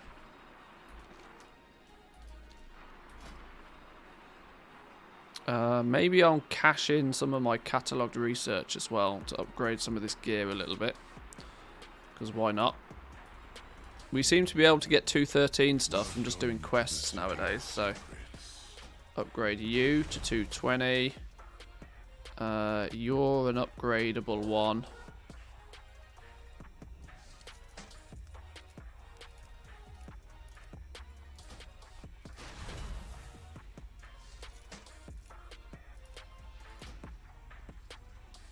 That moment when there's no Shadowgas rings on the auction house. Damn.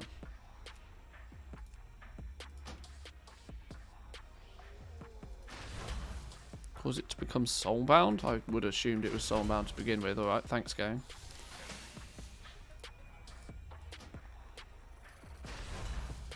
If there's no Shadowgas rings on the auction house, get crafting. Get crafting. Okay, that's everything I can upgrade upgraded. Did we ever pick up... We never picked up that trinket I bought off the auction house, did we? That massive 128 trinket. Huge trinket. Wow, it's actually suggesting I change the big trinket, not the little crappy one. Sorry, game. I'm all about item level whoring.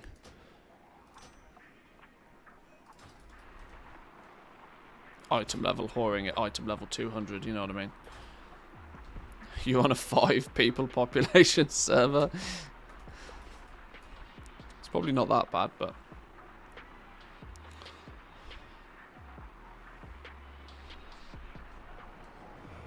The Necrolord's march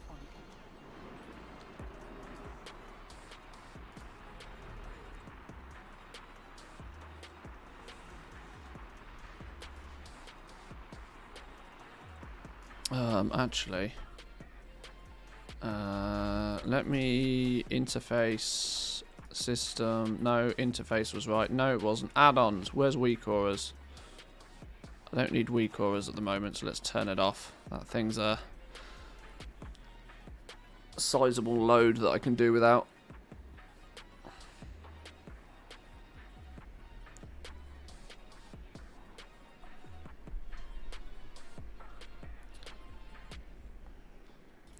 Have we sold anything recently? I'm not hearing any dings going on in the background.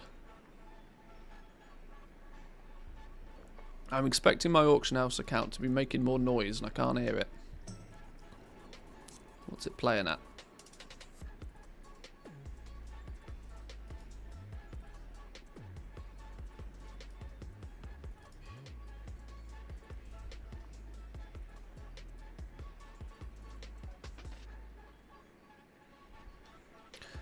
No, I disabled sound effects, but if you a sale noise will still come through unless sound in background is off. No, sound in background is on, it's fine. We'll still get auction house noises even with sound effects disabled. I don't even know what account this is. See you later.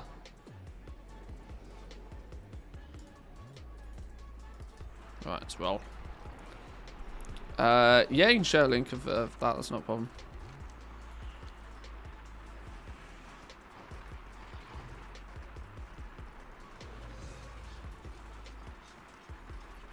Right, where are we going? Oh, this is the one where we go. Okay, now I remember where we're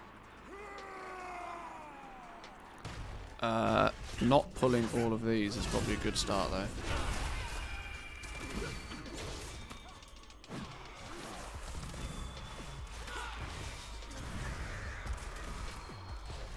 This is what we're talking about. Unnecessary numbers on screen. We're literally only doing 5k DPS, but it feels like I'm doing 50.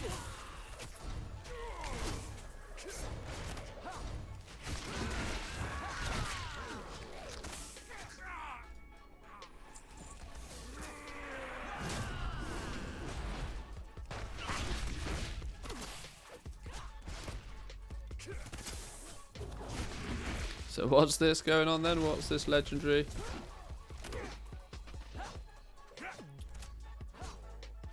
Some pretty healthy prices on those though, all the same. Some very healthy prices.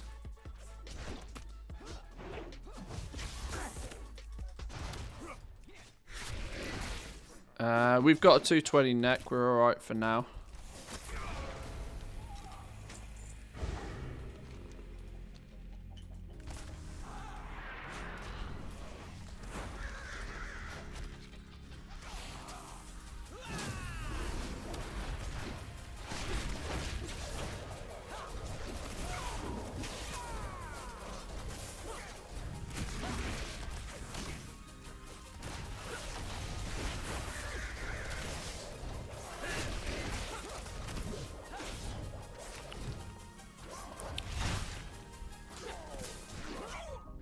These numbers are a bit distracting.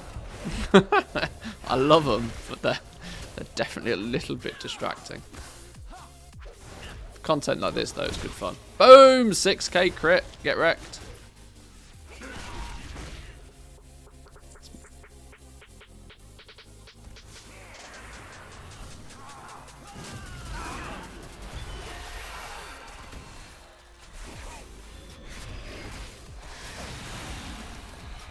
don't know how this would work if we go back and do old content though, because these numbers are just scale to like stupid levels. We went and killed like a, you know, a time walking dungeon or something. Or sorry, like a Legion raid where we end up doing like 1,000,000 damage.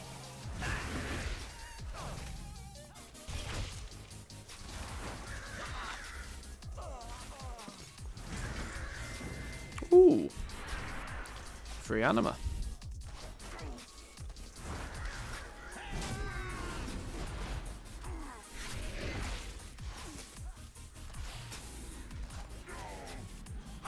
Go kill on Duster instead and see if somebody posts a ring in the I'm sure that it won't be too long before somebody's like, ooh, no Shadowgast rings. Yoink, 250k.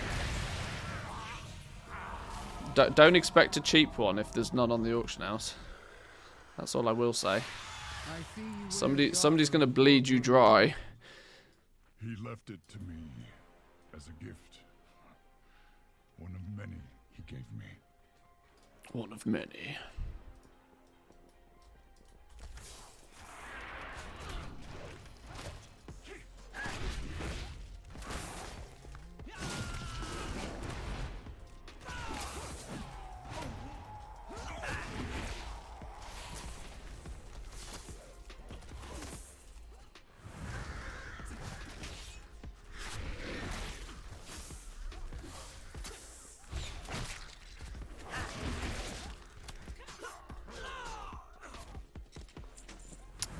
We need 6 of these things, don't we? Chain of Hellsworn Soulbreaker. They're always floating about in the air. How many of those things do we have? We need to grab a couple of them. And then grab, like, one of you guys. Is there a closer one? What about you? Yoink. There we go.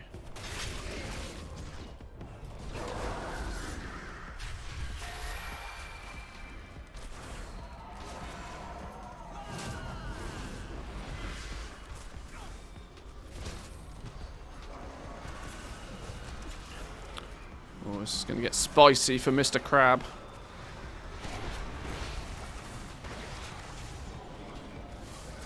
Can he survive?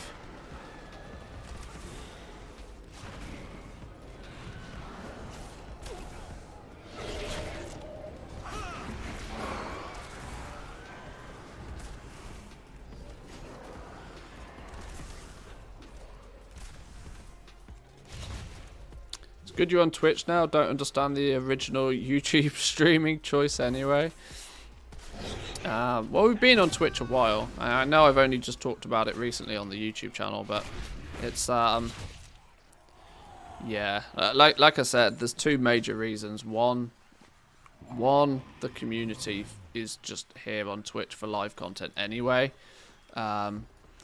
Secondly, it means that we can do things like, you know, play a different game on a Friday, and it doesn't have an effect so much on the YouTube channel. YouTube is when you're a channel of my size on YouTube, you have to hold it like it's a newborn baby.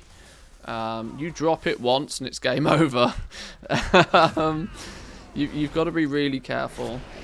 Even my few New World videos, whilst some of the videos had a positive effect, overall, I would actually go as far as to say some of the New World videos I did on my main YouTube channel have had quite a detrimental effect overall. In terms of the fact that people that saw those then get recommended World of Warcraft videos and they're like, nope, not interested. So you gotta be really careful when you're growing a YouTube channel that you stick to the plan. And this is what streaming on Twitch gives me the ability to do. It gives me the ability to, you know, diversify a little bit, play something different, chill out with another game without it having any detrimental effect. Which I know sounds really pathetic that you have to pander to an algorithm that aggressively, but, you know, the game is the game.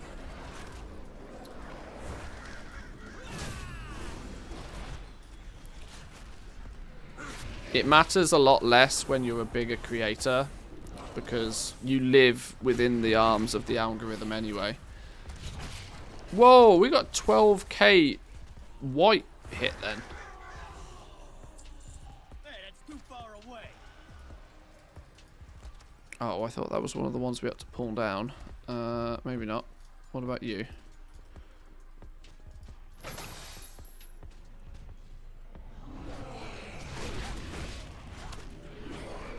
Doesn't sound pathetic at all. You're doing the right thing. Well, yeah. It just seems ridiculous that you there are some scenarios where choosing to not post something is a better decision than posting something. And it's counterintuitive. That's, I think, what I'm trying to get across. But it's my goal is more to. I am very. I would consider myself established in the World of Warcraft goal making community. But outside of that, I'm an absolute nobody, and I'm very aware of that. And my goal is to transcend further than just being a World of Warcraft goal making content creator. Because we live in a very, very niche little community. It's the suggested way to start. But I enjoy playing multiple different types of games. World of Warcraft and gold making was just, you know, the one thing that I spend a lot of time at, and I think I'm pretty good at. So I'm just utilizing that to begin with. Live streaming discoverability on YouTube is terrible. Yeah, I mean but I don't do live streaming for any monetary gain. Live streaming is just to, you know, chill out with you guys, have fun, you know, play some games. And this is why I wanted that disconnect between the two. If you live stream on YouTube, you're still playing the algorithm game if you live stream on YouTube. Because it's weird, right? Because there's no discoverability on Twitch. Due to the fact that there's no discoverability on Twitch, there's also less restraints on what you stream. If for example, on Friday, I shit you not, we're at like, what, 80 viewers now? On Friday, we'll play Hades, and it'll be 25 viewers. I put money on it. But on Twitch, it doesn't matter. Because then, you know, the next day, when we play World of Warcraft again, it will go straight back up again. No problem whatsoever. You do that on YouTube, though, and that has that one stream that you do of something else that has seemingly, as far as YouTube is concerned, very low engagement, will also then limit the exposure of your next video and your video after that. So there's side effects to not playing the game on YouTube, which is, like I said, it's why I wanted that disconnect between live streaming and creating and video content. I wanted there to be that disconnect because I engage with the two media types in a different way. Everybody else engages with the two media types in a very different way. But YouTube still considers them one and the same when they're not. And so I wanted to steer clear of that a little bit. Minecraft satisfactory when? Well, Fridays from now on are going to be something else Friday. We'll be playing something else on a Friday. Now there's 52 Fridays in a year, so there's plenty of opportunities to be playing something else. Satisfactory is very, very high on my list of to-dos. And then a modded version of Minecraft, probably, with a little bit more of a like there's an industry mod pack or something, as far as I'm aware, for Minecraft, that turns it into something very similar to, like, you know, your Satisfactories, your Factorios, your DSP, and you know, stuff like that. Is streaming YouTube your main job? Yes. Only as of recently, but yes.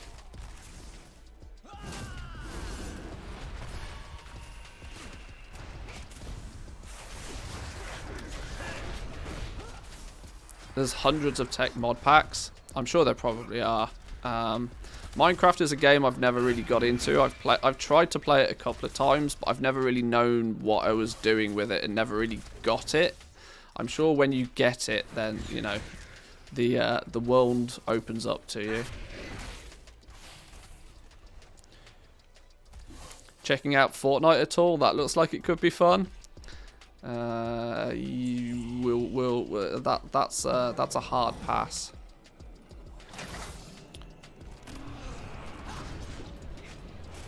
Totally love Factorio. Makes time disappear more than WoW does. Yeah, oh yeah, I've sunk disgusting amounts of. I've lost not just days but weeks and months into Factorio.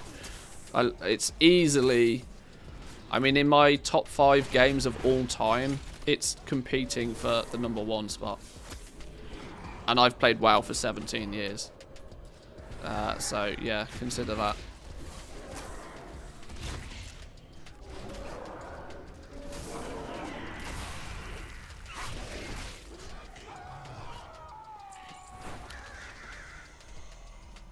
How goes the fight? From Kai. How goes? Only the strong survive.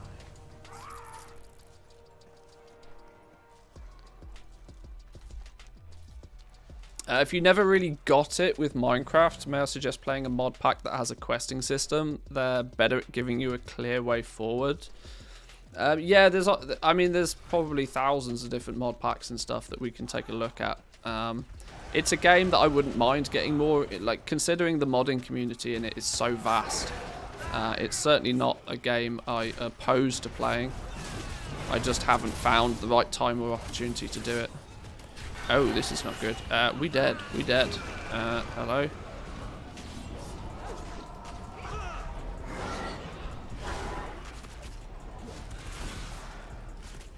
Crab, do crab things! Oh, we're fucked. No, we might, let's push. No, we're fucked. Mend pet. Pet, don't die. Oh dear.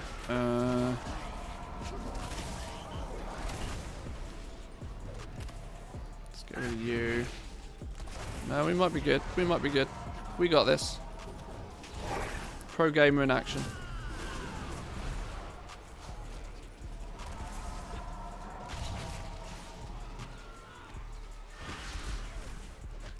Boom. Genius. Factorio speedrunning is also a thing I watch a lot on Twitch nowadays. I don't have the brain power for speedrunning things anymore. I used to enjoy doing stuff like that. But more importantly, there are people out there that are just so absolutely disgustingly good at it nowadays that it's like, speedrunning is one of those things that if I'm not competitive, I have this weird trait, right? I'm quite naturally a competitive person, but if I know that I can't win, I often will choose to not compete. Right? I guess I have a level of competitiveness. This is why I don't raid and you know, strive for BIS gear and stuff, because, or more importantly, the reason why I don't PvP. Because unless I know or truly believe that I have the ability to win, I'd rather just not bother. Because second place is not good enough. I'm never happy with second place. To hold it once again. Vanor's honor. I would much rather do silly things in Factorio, like build like really unusual style bases, and you know, put biters on super duper mega level and play Death World and that sort of stuff than I would prefer to try and speedrun it. But I get that the people who, I mean, there are some incredibly good speedrunners out there for Factorio.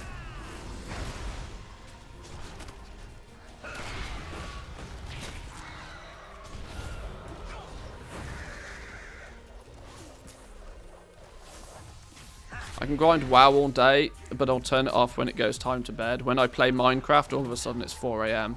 Yeah, I have the same with Factorio. Sure, I can piss about on the auction house and go do world quests and stuff, and I can waste time in WoW pretty easily.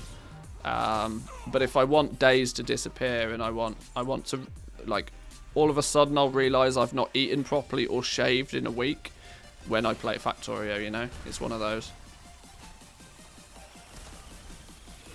It's, the phrase Cracktorio is never more true for me. I am loving this add-on, by the way. This classic text add-on is actually wonderful. The enjoyment factor of AoEing shit down is just immense.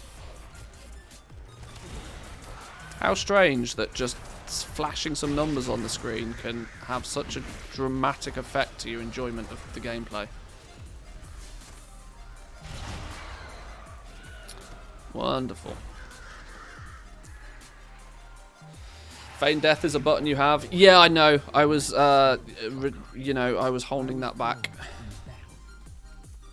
As were you, I am told. I like efficiency. Ended up getting me some world records in the past. I still like getting more efficient at stuff, but I can't be asked to optimize that much anymore. Yeah, I guess it's maybe, you know, once you've done it for a little while. And this is why even with goal making, I get super lazy. Like, I cut every corner I can cut in many scenarios. And I feel a little bit hypocritical sometimes, because I feel quite often with goal making, I talk the talk, but I rarely walk the walk. I quite frequently will suggest people do certain things in a certain way, and then I'll cut every single corner I possibly can to avoid doing that myself. But it's usually on the basis that I'm more often than not advising people on how to get up and running. And you have to do things properly when you first get up and running. You can't take those shortcuts, because you don't have the gold to allow you to take those shortcuts. But I understand how it comes across. It's like the Mage Tower, for example.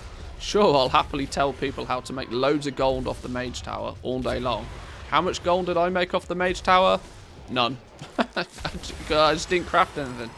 I knew it was profitable, but I was lazy enough to not bother, because I was still more than happy making the gold that I was making off selling legendaries.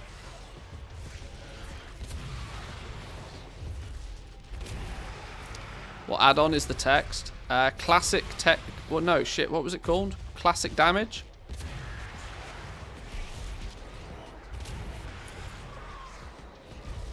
Forward, Necrolords! Burn these traitors to ash! Classic numbers. Was that what it was called? We ride to battle! Classic numbers. Was it? No, that's macros. Wrong one. Classic summon. Yeah, classic numbers. Vanilla style damage popping. Mmm. The might of Reventren.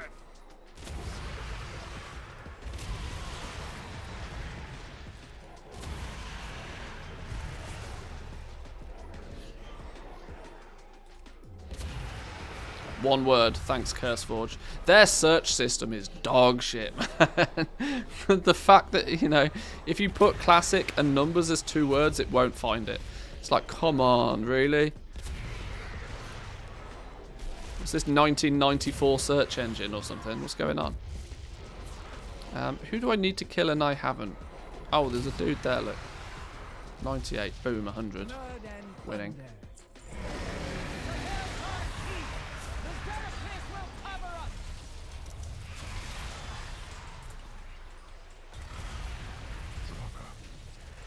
is something you should know.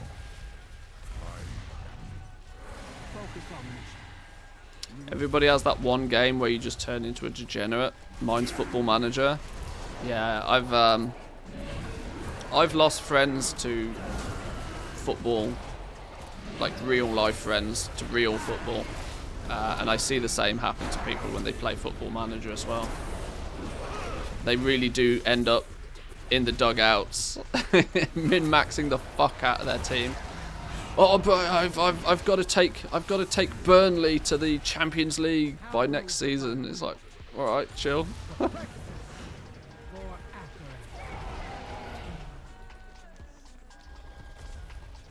Look,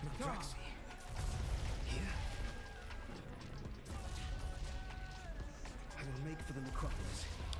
Please, save my brethren.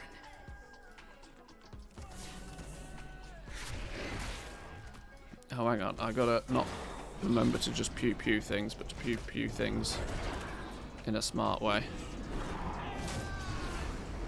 Boom! That's numbers. I was wondering if that thing was going to blow up the damage numbers of special abilities as well. And apparently it does.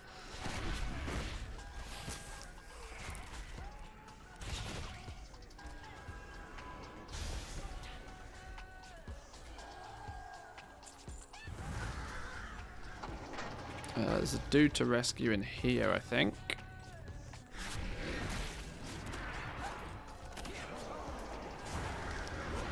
It's a good game to have up on my main screen during the Undasta waiting. I imagine Football Manager is the kind of thing that you could get lost in between cancel scans. You know, I'll play a match on Football Manager, then I'll do a cancel scan, then I'll play another match on Football Manager, and then I'll do another cancel scan. And before you realise, it's Wednesday and you haven't been to work and you've been fired.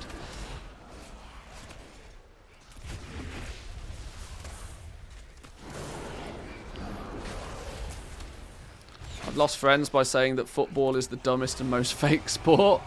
Oh, they are absolute clowns, aren't they? They should get an Oscar sometimes for their performance. Especially now I live in Finland and I watch the ice hockey, not religiously, but on a semi-regular basis. It's like, come on.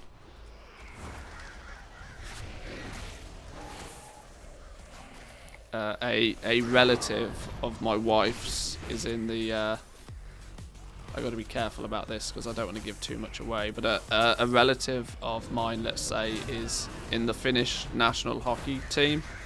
And so we often, quite frequently, will go and watch the hockey when they're playing. And it's, yeah, you compare it against football, where they just, you know, they fall over and they claim that they're dying. And then you see people just get absolutely smashed into a wall in the ice hockey, and you're like, this is a different world.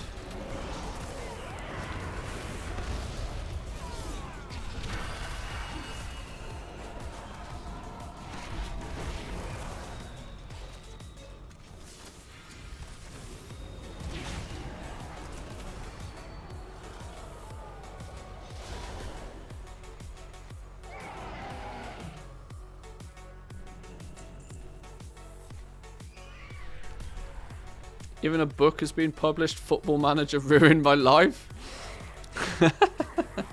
I can see it. I can see it. I can believe it.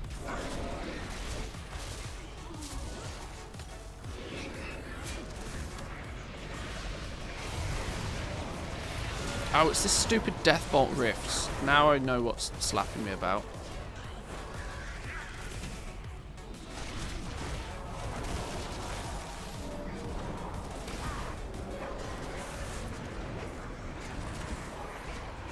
Boom! Headshot. Ever heard of don't stand in the shit? Never. Never. Power through. Fight the power. I'll put my high flammability. No, not my high flammability. My anti-flammatory. No, that's another. That's, oh, I don't know. Fire reflective coat on. We'll be fine. We'll stand in the shit all day.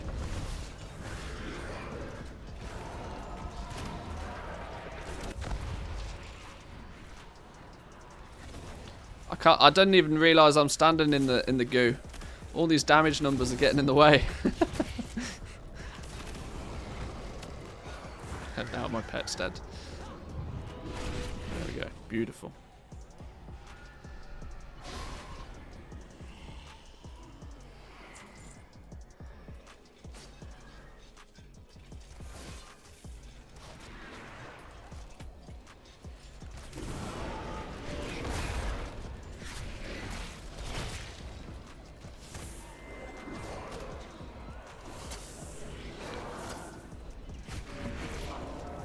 Hunter's getting a DPS buff by standing in the stuff.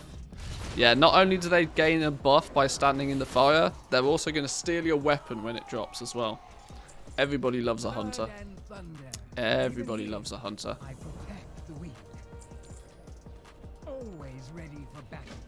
And why is it so many content creators play hunters? Is it because we're all scrubs and we're all terrible at the game? Our enemies approach hell. I think Mr. GM mains a hunter, I believe. I might be wrong. Bellula mains a hunter. Preach mained a hunter for while he was still playing at least. Virag, you will answer for what you did. Send your pet in, focus on chat. That's true.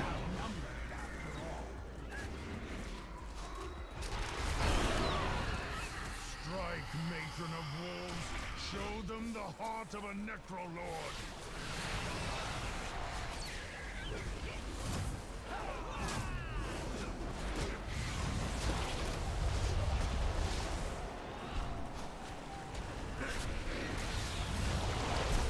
Used to play Hunter when I first started. Pets also ninja pull a lot. Hunters with barrage, they're everybody's best friend, right? Because how do you do maximum DPS? You barrage and then you 360. Maximum DPS. Give the tank a heart attack. You pull everything in the dungeon. Through walls, everything.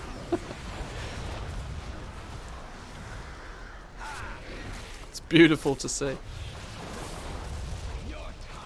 Bonus points if it's a night elf named some variation of Legolas. Yeah. Creativity off the charts. No sorcerer. You who is out of your depth.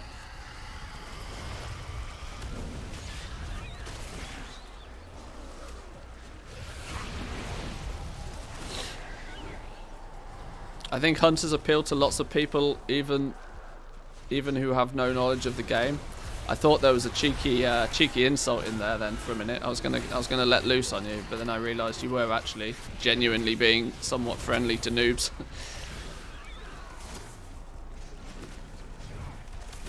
Hunter or Warlock, pet's super helpful to new players. Yeah, yeah, without question.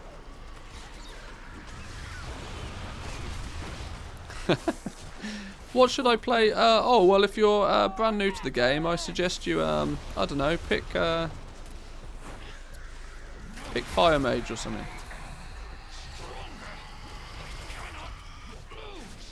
Is this thing going to die already? Come on. All these massive damage numbers and he's not dying. Boom, there we go. Skip cutscenes because, you know, spoiler alert. Perfect well fought. Go well. Come. We will speak.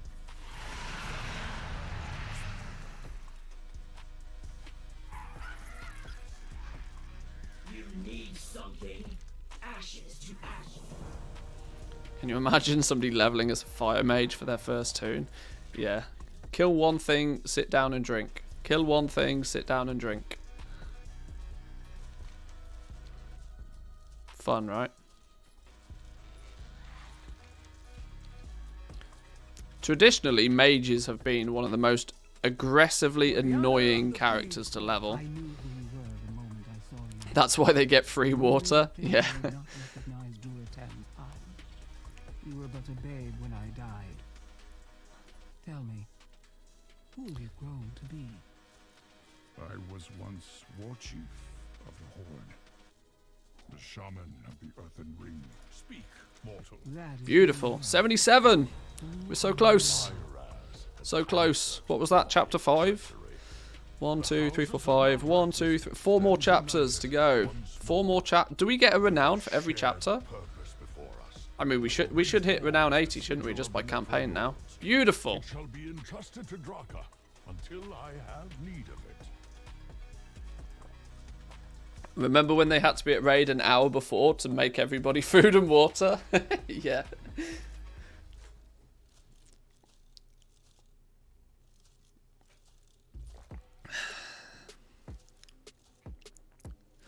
Who are the first people that need to be in the raid? Need to be there for the raid? You need the mage to be making water. You need the warlock to be there to summon everybody else. Who also needs to be there to help the warlock summon everybody? Who else is a vital component to be at the raid first? There's nobody else that really offers utility, is there really? Pre-raid.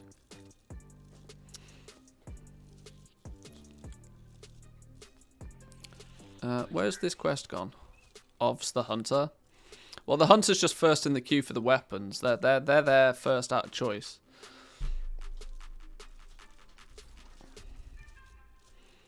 Who is likely the raid leader? Yeah, true. The fact that warlocks had to sacrifice bag slots for their shards as well. Hey, hey, hunters had ammo. You can't say shit. Hunters had ammo.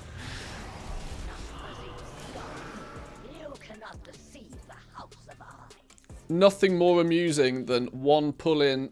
Oh, anybody got any spare ammo? I stand ready. And food for their pet, yeah. Yeah, not only do they run out of arrows for their bow, but their pet fucks off because he's not been fed in 3 days. Ah, genius. Actual genius. So then you've just got this, you know, you've got this hunter just standing there going, can I still have the weapon?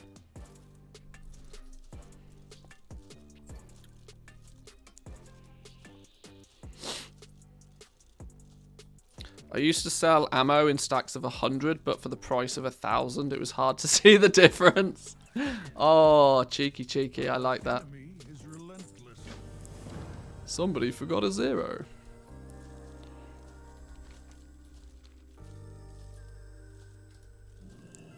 Right, I'm going to take a quick break for a couple of minutes. I've been live for like nearly 4 hours at this point. I don't think I've taken a break. I'm going to go grab a drink for 2 minutes before we carry on with this campaign. I suggest you guys do the same. I'm going to run a couple of minutes of ads just to, you know, keep my bankroll stacked. I can't say that with a straight face because it really doesn't. I'm going to go take a break for 2 minutes, grab a drink, take a bathroom break. I'll be back in 2.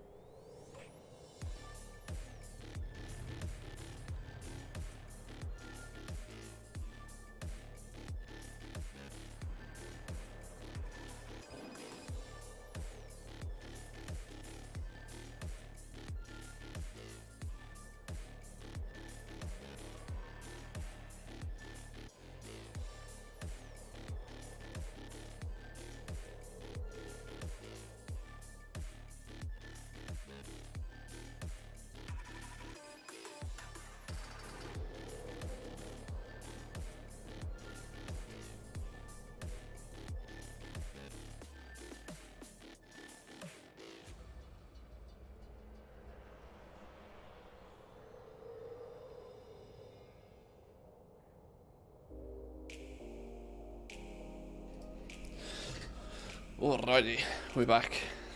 Oh, Stro with the sellout for me. Appreciate it. Hashtag ad, hashtag exclamation mark sellout. I'm surprised an LST didn't turn up in there somewhere. Oh, Coca-Cola and some of the last Christmas chocolates. There we go. Right. Where are we going? Oh yeah, this is my point.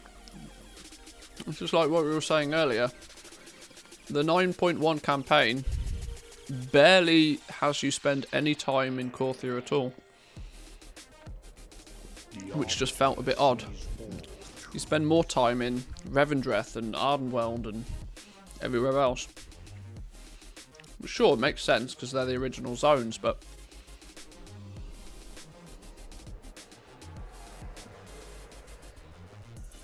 right, time to fly, time to check the auction house.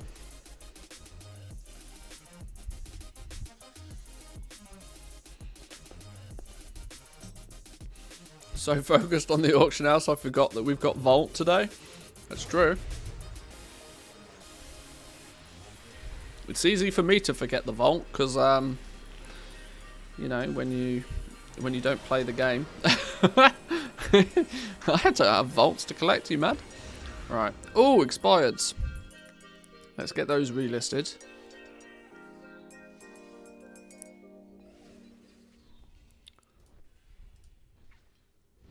And, oh, somebody's buying some gear.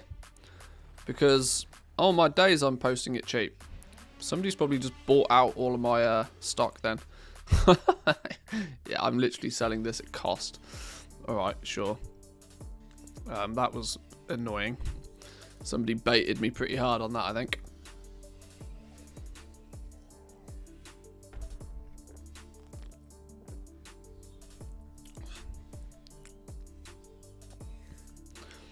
That's my throwaway transmog price. Yeah. I'll have a 99 with a flake, please.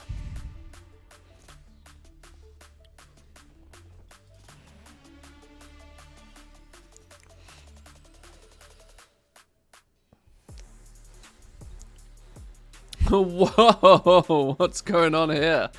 Not cancelling auction below minimum. Somebody had enough. Somebody posting everything it cost because it's reset day.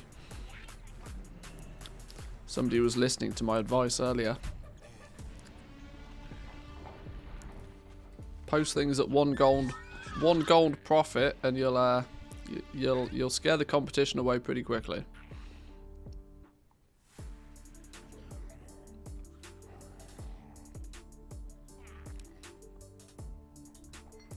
Somebody heard that Manthius is getting into the legendary market on Draenor and has decided to put a cork in my my flow of gold.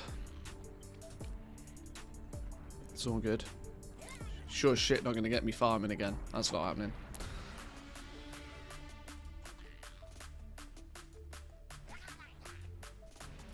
Alrighty, right. What are we doing over here? We are... I can't remember this part of the quest. I should be able to do this campaign in my sleep by this point, but... Ah, Kael'thas. I see the accused. We are here to hunt and destroy Dreadlords. I am no pet to be commanded. Not a bad tactic, putting a stop to it before it becomes a problem. Yeah. Come forth, catalyst of change.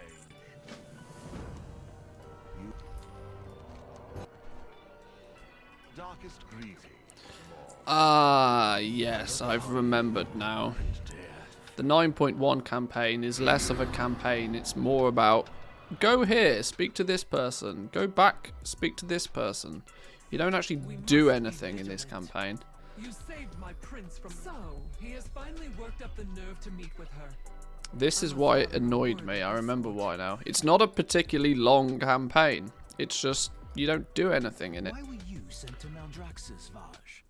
You have I no can fly. knowledge Why of the sin. piss now do I have to take a carriage somewhere? Countless ages ago.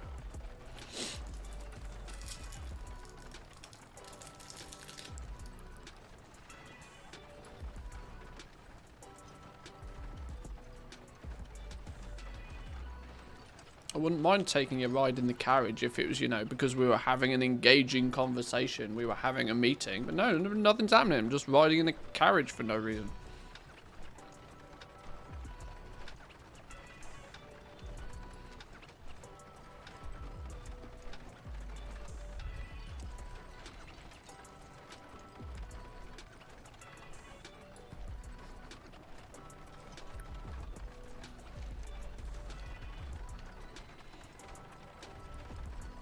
Chance to rest your legs. Carriage on 45-degree stairs, no problem. I tell you what, this must have 4. Forget 2 horsepower. This has got 4-wheel drive for sure. This is the Hummer of all carriages. Would you prefer they load you into a cannon? Yeah. Pew! Plop. There we go. Question mark. Hand it in.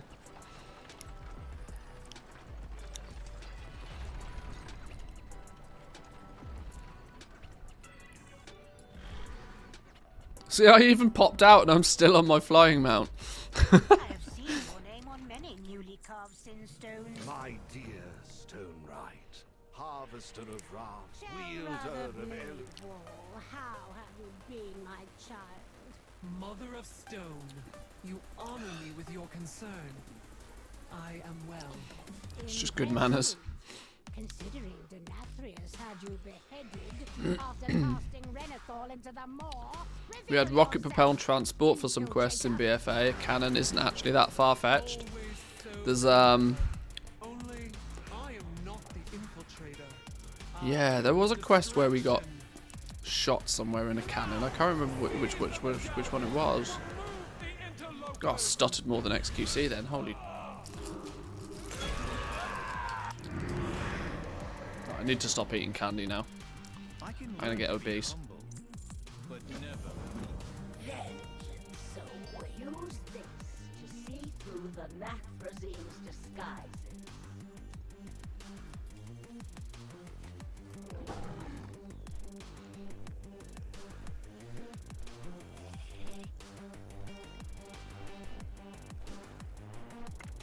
The Darkmoon Fair, that's true.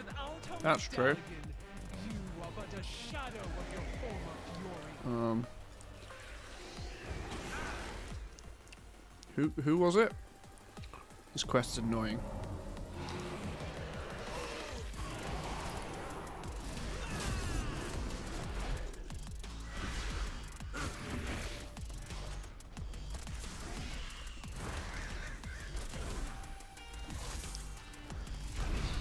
These numbers does make it a little bit difficult though for me to see anything I should be interrupting. Not that it really matters all that much, but maybe I need to make. Although oh, hang on. No, there's a whacking great big cast bar that turns up here on my target, so it shouldn't be that hard. You assume he is both dead and mortal. I am not sure either. Thanks whoever sent me to the great. A 252 for speed set. Nice. That's big.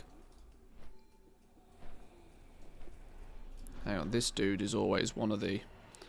This dude is one of the dodgy ones.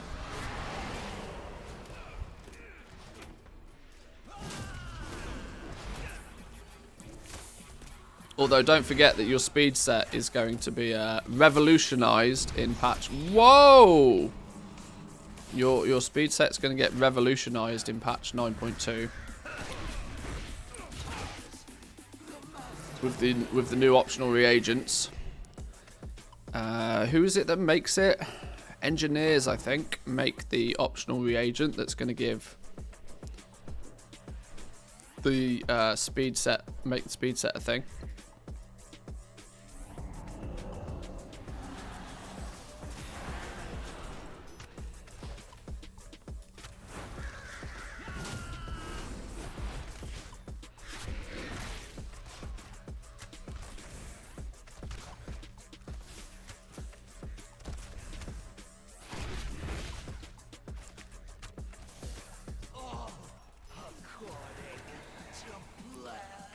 3 of 5. Can we just cheat the system a little bit and go back up to this dude? Has he respawned yet? Rather than flying all over the place. No. Oh, this dude's respawned though. I'm not sure if we have to use the thing to mark him as a bad guy first, but...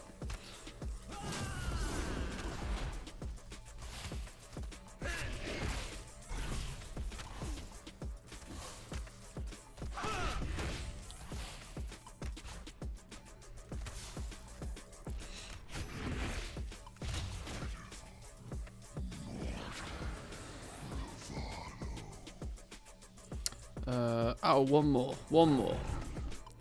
This dude again. Yes, there we go.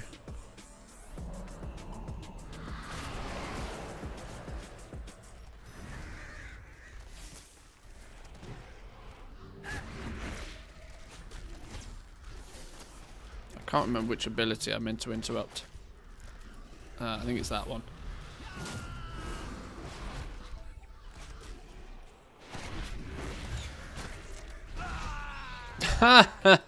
Yeah, it was that one. Ah, piss. Nobody saw that, right? Is that twice I've died on stream today?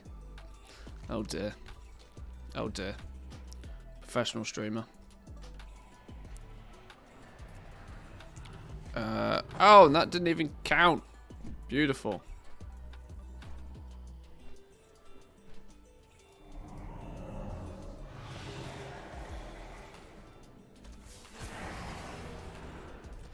Ah, where's me pet? Pet do pet things. Save my ass. Oh god, I've been hit by it again.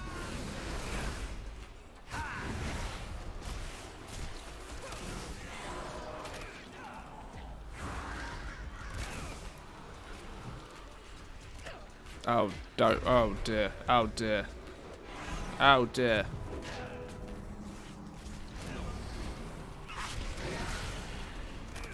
Oh, that's the one we need to get the fuck out of the way of.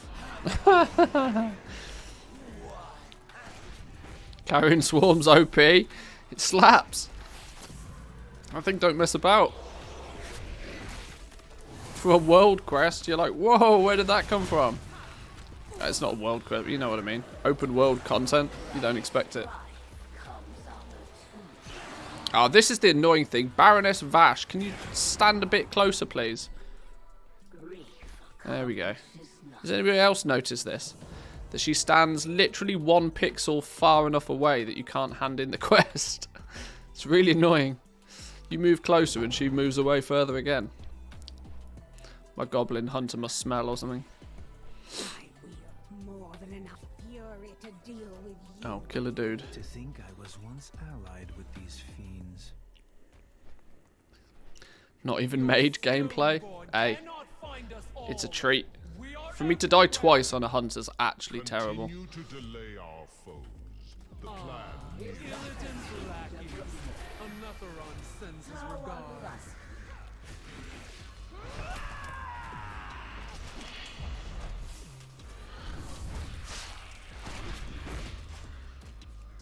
Kel'Thas, do something. Come on, really, please. Standing there like a goon.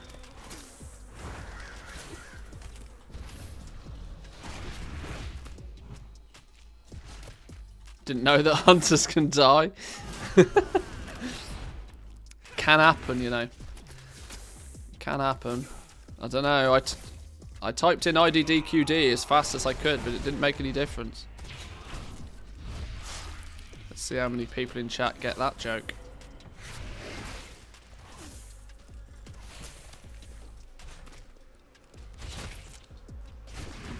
Stop making fun of Kel'Thas. Why not? Standing there not doing anything. Leave Brittany alone. Welcome, my fellow doomed friend.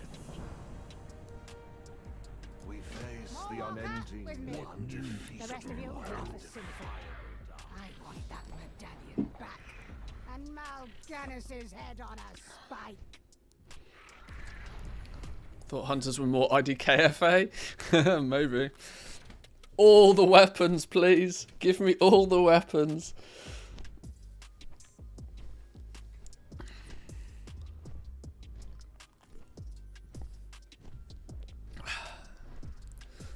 Now I'm starting to get a sense of the age of a lot of my viewers. We can be boomers together. Ah, our potential savior of the Shadowland has arrived.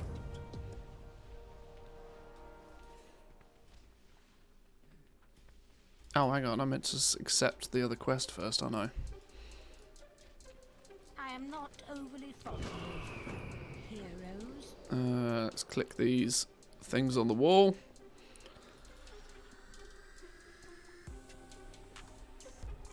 Hang on, I've just realised, where the hell is Sir Coffee Club? Sir Coffee Club is on a coffee break, obviously.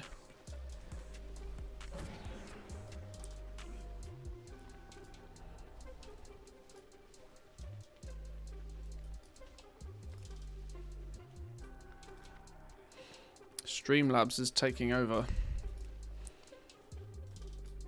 Approach. Is it you I kill? Yeah.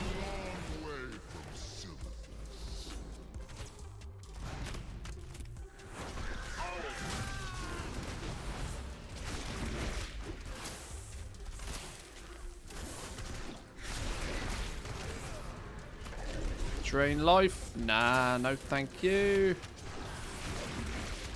Get wrecked.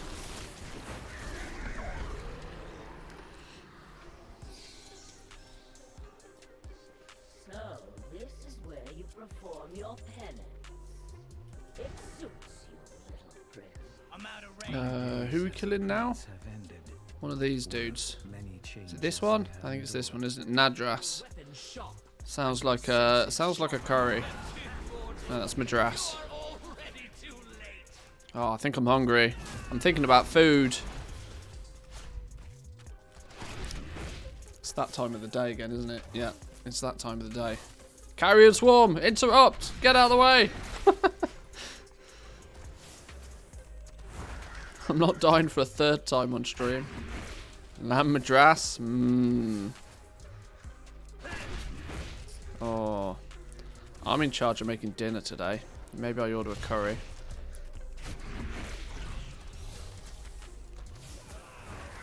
Hey, who would have guessed it? If I stand out of the way of the AoE range, it doesn't hit me. Genius.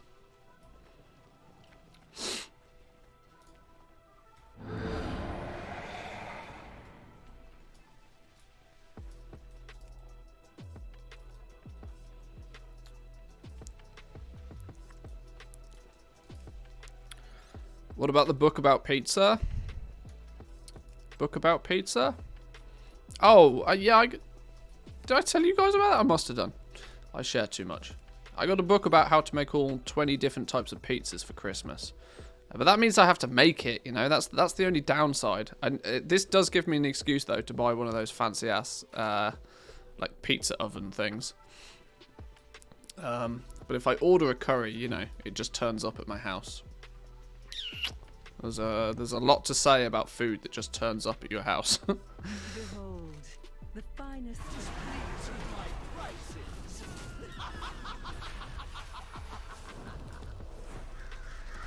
The best food is food that's made by somebody else. Without question.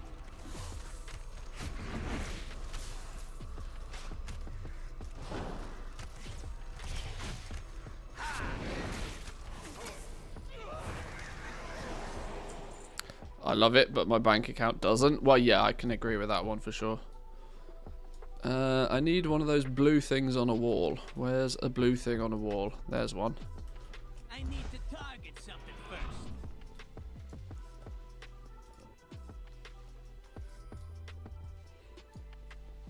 The problem is, near us, there isn't really like a proper Indian takeaway. There's a couple of Nepalese restaurants which deliver, but then you are quite genuinely paying like restaurant prices for a takeaway, which gives me the heebie-jeebies. And my bank account doesn't like it either. It's good food though. It's good food, can't deny. Hello, Moorwalker. When the wife is a picky eater and wants me to choose what we eat, stuff of nightmares. There is Yeah. fellow harvesters. If you're going Let to us make summon me Ra choose what we eat, to then find eat Ra. it.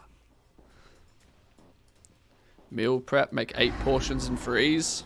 I can't do that. Like, I'm if I eat the same food too frequently, I get super duper bored, and I would almost rather just not eat something than eat something I don't want to eat, which is not the healthy option for sure, but.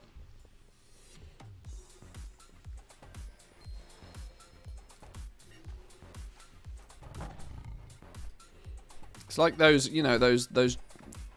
people that, have a, I'm going to call them gym nerds, who just eat nothing but plain chicken and rice, like 12 days a week. I'm like, how can you do that? Do you not just crave a Big Mac? I don't understand.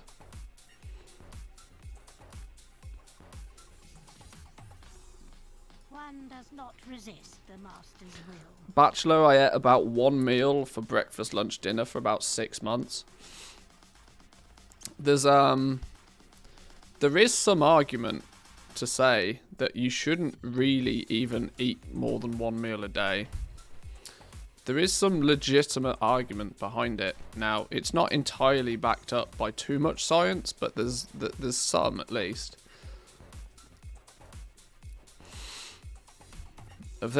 If you eat 12 little meals every day, your stomach is constantly working and it's constantly doing something, and it doesn't have a chance to create so many of the natural bacteria that you need. Being hungry once a day is actually quite good for you.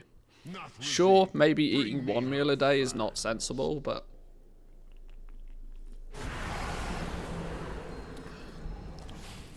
I'm not. This is not turning into one of those intermittent fasting sort of promo videos, but it's definitely true to say that people should eat less frequently than what they probably do. Twice a day is more than fine in my opinion, but I ain't no doctor, so don't take my word on it. I pretty much have 2 meals a day. I rarely have breakfast, which I know is a bad habit. But if I do have breakfast, I then probably won't have lunch. And I'll just wait till dinner. But just like this stream is not financial advice, this stream is also not, I am not a doctor. This is not medical advice. Don't quote me on it. If you go and eat nothing but lamb madras for the next 6 months, it's not on me.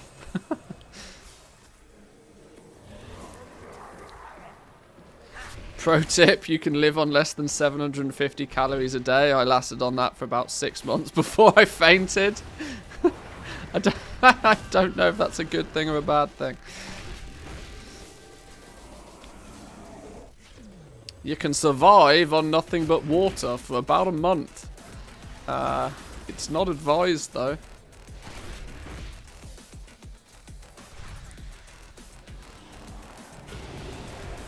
Surviving is not living. Coffee is breakfast, right? In my opinion, yeah.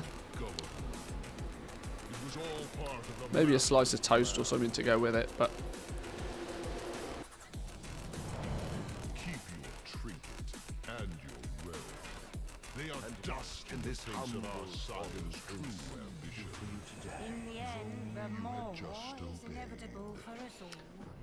I eat 1 meal a day. I just supplement it with 4 others. Yeah. Yeah, I eat at least 1 meal a day. 12 is at least 1 meal a day, right? French breakfast, a coffee and a cigarette. That's the European breakfast. It's not just the French. You ask the yeah. That's it's not just the French.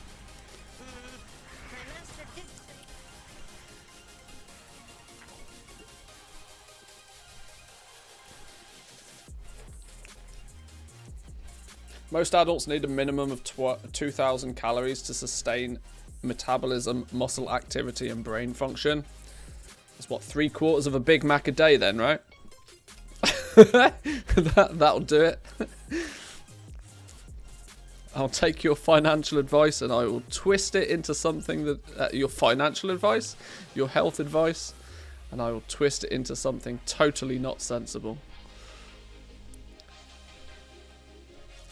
How much total liquid gold do I have? More than enough. All I have for breakfast most days? Yeah, coffee. Coffee does the job nicely. Doesn't require that much muscle activity to click cancel and post. Nope. Scroll wheel does all the hard work. Pew! And then we win. 2 roommates live on 2 meals a day too. I don't get it. By the time I make dinner, they eat it as their breakfast. And then I expect all the leftovers to disappear overnight, but nope. Everything's still there the next day. Except the crisps and cookies. Well, yeah. Oh, 1 meal a day. Yeah, I don't think 1 meal a day is particularly healthy. 2 is fine, though.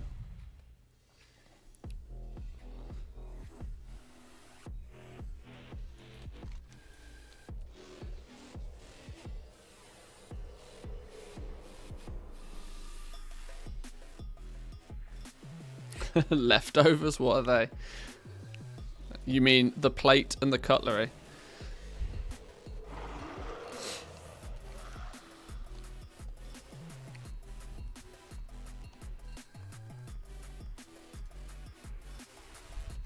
So what is this? We're doing chapter 6 right now. Yeah.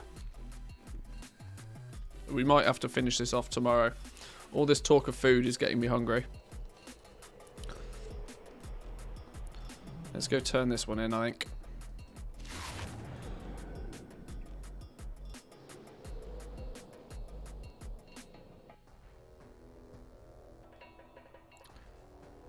If you're a Finnish ice hockey player, you can't survive on cookies and crisps. Might have to make a pizza. Well, yeah, obviously. I mean, if your career depends on your physical well-being, then yeah. Boom. I think we'll leave it there then. Renown 78. Little more campaign action tomorrow. We'll push it. We'll get the last 3 chapters done tomorrow. Because the last 3 chapters aren't actually 3 chapters. The last one is just like a freebie. So it's realistically only 2 chapters if I remember it rightly. Then this dude will also be, you know, all the boxes ticked, ready for 9.2. Means Draenor is... I think that will be when we do a new episode of our Project Draenor for YouTube. Or, I haven't called it Project Draenor on YouTube, have I? I've called it... What did I call it? How to build a gold making factory or machine or something. I'm not sure. But yeah. We're nearly done. Once the campaign is done on both our characters, Renown 80 on both our characters, there shouldn't at that point be any surprises that jump out of the woodwork of things that we need to have done before patch 9.2. Regardless to when we unlock new patterns, how we get them, that sort of thing. It should all just be stuff we can then do once 9.2 is live, which will be good. Auction wise, we've been selling a few bits and pieces. We have, what's our TSM graph saying? We're going up. We're going up as soon as we hit a new high. We end up doing a restock and, you know, skydiving back down. Any of this gold, though, now that we have pretty much all of the basic crafting stuff unlocked and just on autopilot, pretty much anytime we do a restock, any spare gold should probably just be pumped into crafting legendaries. We worked out that we're going to need to just take 2 million gold, roughly, and just put it in the bin to really get going with legendaries before patch 9.2. So we need to put a shift in, making some gold up until then. But I'll leave it there for today, boys and girls. Thank you all very much for joining today. I hope you enjoyed. I had a blast. We will continue with this tomorrow. We'll continue with this tomorrow, and then Friday we'll play ourselves a bit of Hades. So if you have Hades or want to pick up Hades in preparation for playing Hades on Friday, that's what we'll be doing. For those that haven't played Hades, Hades is basically Torghast done properly. It's a really good roguelite that, you know, showcases what Torghast probably could have been. But we'll be playing that a little bit on Friday as something a little bit different. Thank you for the stream and the 200 videos. There won't be quite as many YouTube videos from now on. As I mentioned, that I was trying to... there's so much content that happens in the stream that never goes any further than just the stream. And I thought that some of that could be useful to people. And so I was, you know, taking a bunch of it and turning it into small little short videos for YouTube. I understand 5 little 2 or 3 minute videos seems quite spammy at the beginning, but once there's a video covering that topic, it won't come up as frequently again. So don't forget Nazjatar after the stream. I might go and do Nazjatar. We'll see. But anyway, thanks for joining today, boys and girls. Have a good one. Happy reset day. Good luck with your goal making and whatever you endeavour to do for the rest of the day. And I'll see you all tomorrow. Peace.